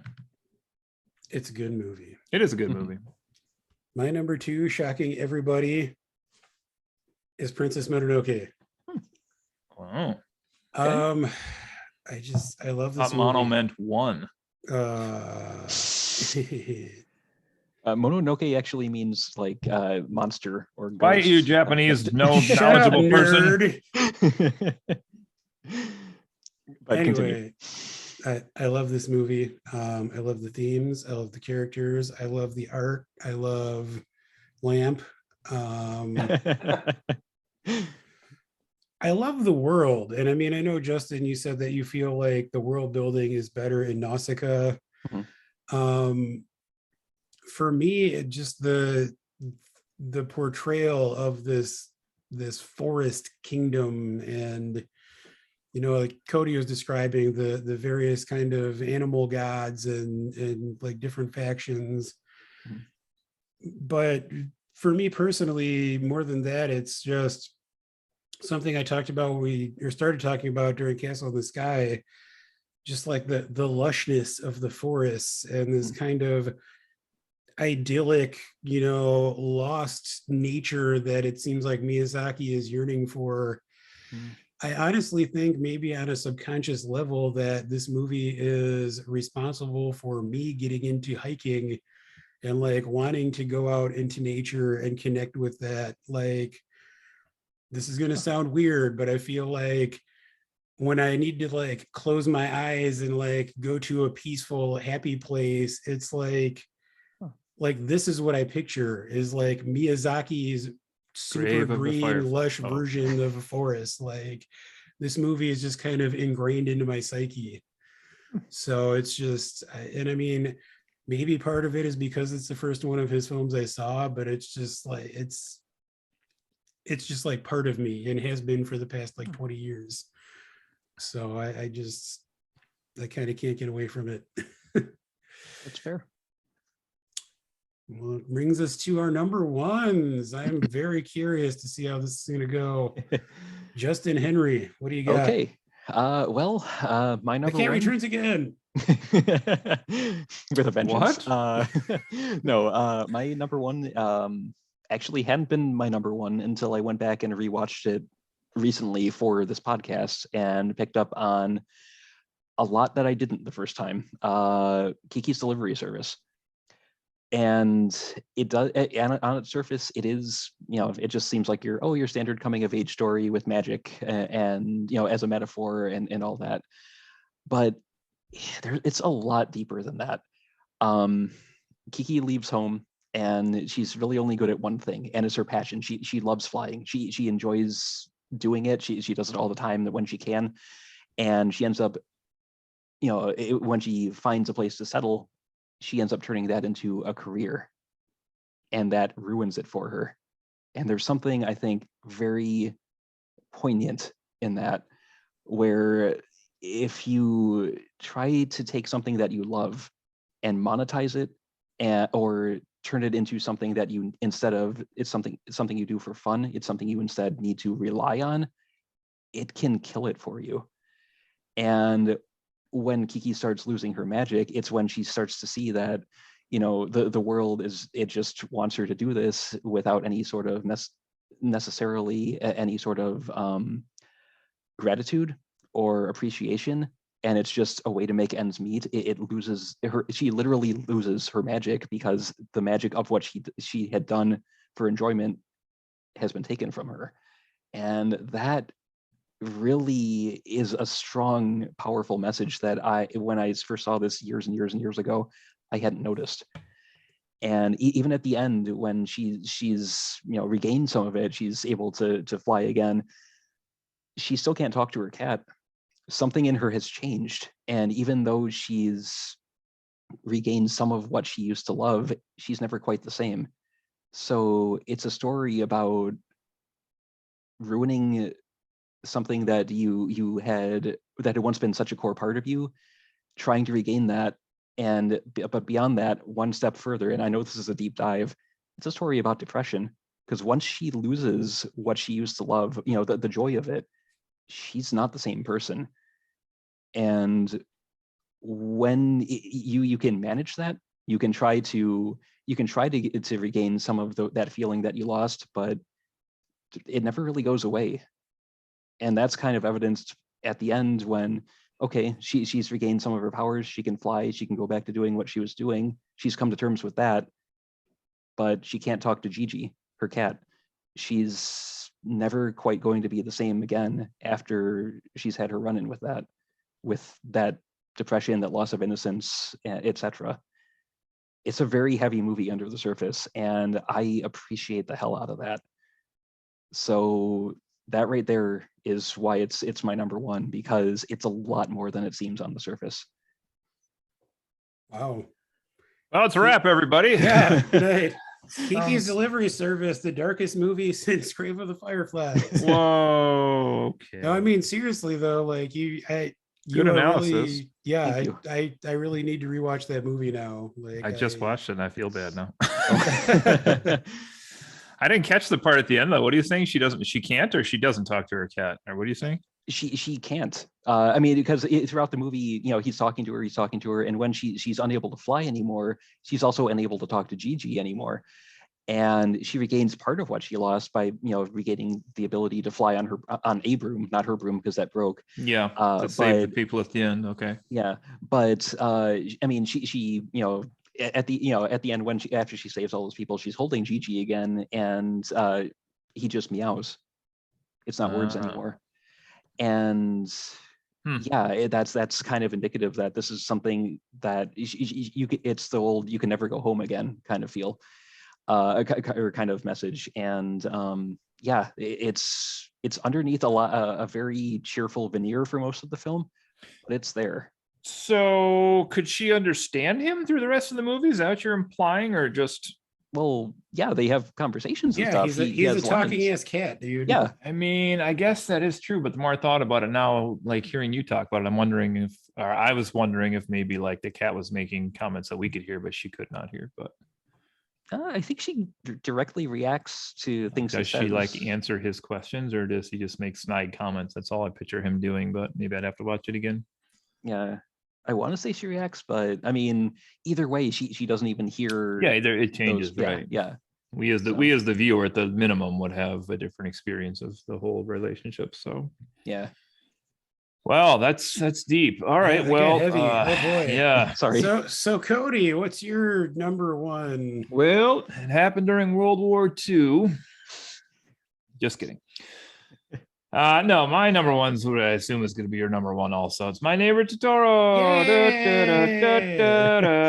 I honestly, when I was making the list, my goal was to try to find anything other than this to be my number one. Not because I wanted something different, but just because I was like, I need to think outside my own box and like try to see if there's anything else I could put at number one. I'll think outside your box. Oh, and Spirited Away and Mononoke were probably really close for 2, 3 for me. I could maybe flip those on a different day, but the other ones were below that, but really nothing I guess came close in the end of this one. It's the one of course the kids wanted to rewatch this one. We did rewatch the first hour of it, but I was like, I don't have time to watch that one because I got to get through these other ones. I think there was only another half hour after that. I mean, let's see, I made it through 1, 2, 3, 4, 5, 6, 7, 8, 9. I made it through 9 full movies and an hour of 2 other ones this week. So I was joking before the podcast. I besides the movies we will watch as a family, like over meals spread out throughout the week, sometimes we'll split a movie apart. I generally watch like 6 movies a year, like legitimately. So this is more than I watch probably the whole rest of the year, but we'll see. Hopefully that's not the case. I know Joe's probably saddened by that, but no, Justin probably is too. But anyway, this is my number one. I just love the big fluffy dude. He's so cute. And the cute relationship between the family and my kids and I, after we watch this once, will inevitably for like a week after keep yelling out, "Hey, we're the Kusakabes!" like they do out their window of their cars driving past. And I bet you get a lot of really confused looks. I don't know that we do it to people per se as much as we do to ourselves, but now that you mention that, we're definitely gonna do that in the next week. Hey, we're the gay jeans. That. But no, it's just the mythology of the like creatures in the woods, and I mean it's really not different than kind of the Joe's got on the Bigfoot Totoro shirt today, but it's kind of that idea of like you don't know what could be out there with you, and maybe it's not like a cryptozoology thing, as we've looked at a couple times here on the podcast, but maybe it's just like this super adorable creature that's at one with nature. And it's a lot of parts in the movies that are like that too, where they find like the big tree that they give thanks to when they're there, and they find like the shrine in the woods. And it's a very, very calm movie. It doesn't have a lot of plot, as Justin said, but I think, as Joe kind of hinted at earlier, sometimes that's okay, because sometimes that's just what we need to reground ourselves and kind of have that relaxing moment. And it's not something you're going to overthink as you're watching the film, even if it's your 100th time and you're analyzing why the witch on the broom now suddenly is depressed, but whatever. Maybe. But no, I like it. I love it. You probably could guess maybe going into it. I don't know, since my cat's named that. That's what I chose. So Joe, what's your number one? Drum roll. My number one is The Tale of Princess Kaguya. Good night, everybody. No, my number one is My Neighbor Totoro, which it didn't really strike me until I was watching it last night. It's kind of a metaphor for the Holocaust. That's not true. No. What did strike me when I was watching this last night, which is funny, Cody, that you said that you had just watched the first hour of it, is... Did you watch the last half hour? No, but like I was watching the movie, and at one point I had to go to the bathroom or something, so I paused it. I literally felt like I had been watching the movie for 10 minutes, and I was at the halfway point, 45 minutes in. Like, I mean, it's a short movie, it's only 90 minutes, but it just breezes by. Like, it's just that, like, even though there isn't, a lot of the conventional plot or whatever, like it's just so engrossing, like, at least for me. And I mean, I love most, if not all, of the Studio Ghibli movies, but not all of them do feel like they're paced, that well. Some of them do feel a little bit longer. Mm-hmm. And I feel like this one, it just kind of breezes right by. I don't even really know how to begin talking about this movie. I feel like I've already kind of said a lot about it, but I think maybe for me, the thing that appeals to me the most is that it really captures the sense of wonderment that a lot of us tend to lose as we get older. It's going along with what I forget that I apologize that I don't remember the terminology, Justin, but the idea of the kind of other realm being just outside. I know you. Yeah, I mean, it kind of captures the feeling of anything being possible. It captures the feeling of awe that I think we kind of forget how to feel as we get older. And every time I watch this movie, I get that feeling. I mean, I said earlier that when I was rewatching one of these movies, I found myself crying through the entire thing. This is that movie. And it's not because it's sad. It's mostly because of that feeling. It just kind of, I'm getting emotional just thinking about it. He is, dear listener. I am. Yeah. It just kind of like awakens like the inner child in me, I guess. It kind of brings me back to, a more innocent age, and, for those 90 minutes makes me feel like anything's possible, and there could be something kind of, lurking around the corner. And like I said before, I think it's just an exceedingly beautiful movie. I mean, the art style, the story, it's just very gentle. There's not a lot of drama, but it is kind of just, it's the kind of movie you just like it's about the experience and just kind of living in that world for 90 minutes. And for me, it's like, if I'm ever having a really, terrible week or something, like I can just put that movie on and be fucking happy. Like it's just like, it's 90 minutes of joy. And I mean, that's why when we were talking about the double feature of Totoro and Grave of the Fireflies, I said that they released them in the wrong order by putting Totoro first, because you get this 90 minutes of joy and then, another 90 minutes of the most depressing thing anyone's ever seen. But That's it's crazy. I just- can't believe that. Yeah.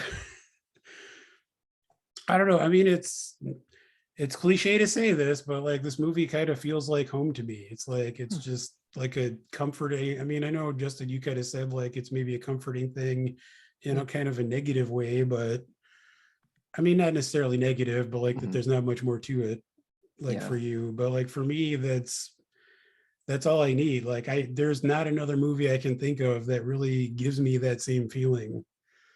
So I'm wearing, I mentioned before, I have at least 3 Totoro t-shirts.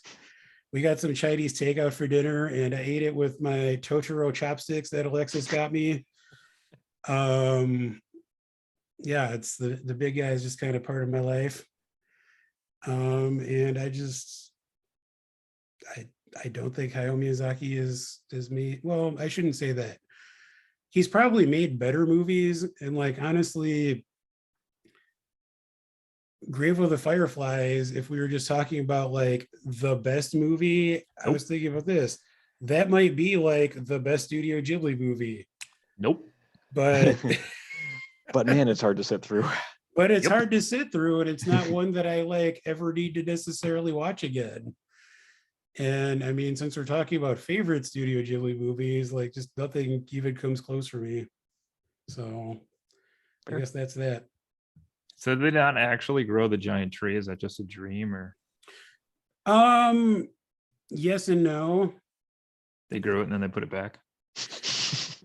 I think it is like kind of a dream, but I mean, at least I choose to read it as that like the spirits are helping kind of grow the trees that we see sprouting up. I mean, or maybe it's not exactly a dream, but it's like a shared hallucination or something. Well, no, I mean, it could be that like, the spirits are like giving them this experience, but then it's not. Yeah. I mean, it would probably raise some questions if this giant tree did just sprout up overnight. Maybe they don't want that kind of attention. But I mean, I at least choose to read it as, they're having some influence over, because the acorns that they plant in the garden are ones that the spirits left for them. That's true. That's fair. There's at least some tangible evidence there, unless somebody has like DID or something that we don't know about. Yes. Not in this podcast. Wrong podcast. Wrong podcast. Anyway, that's a whole lot of Studio Ghibli. I think this might be officially the longest episode ever. Absolutely. Feels like it. So I think we should probably wrap it up there. Yeah. Are we still singing the theme song, or is that a thing of the past now? I think it's tradition. Oh, it's tradition. Host has to lead us. Well, it's been fun. Hopefully at least 1 or 2 people actually made it through to this point.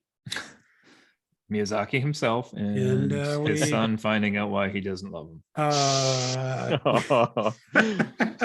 We hope you'll join us next time, as we are friends occasionally not disagree. Hey, we're the Kusakabes. All right. All right. Bye, everyone. Bye. Bye.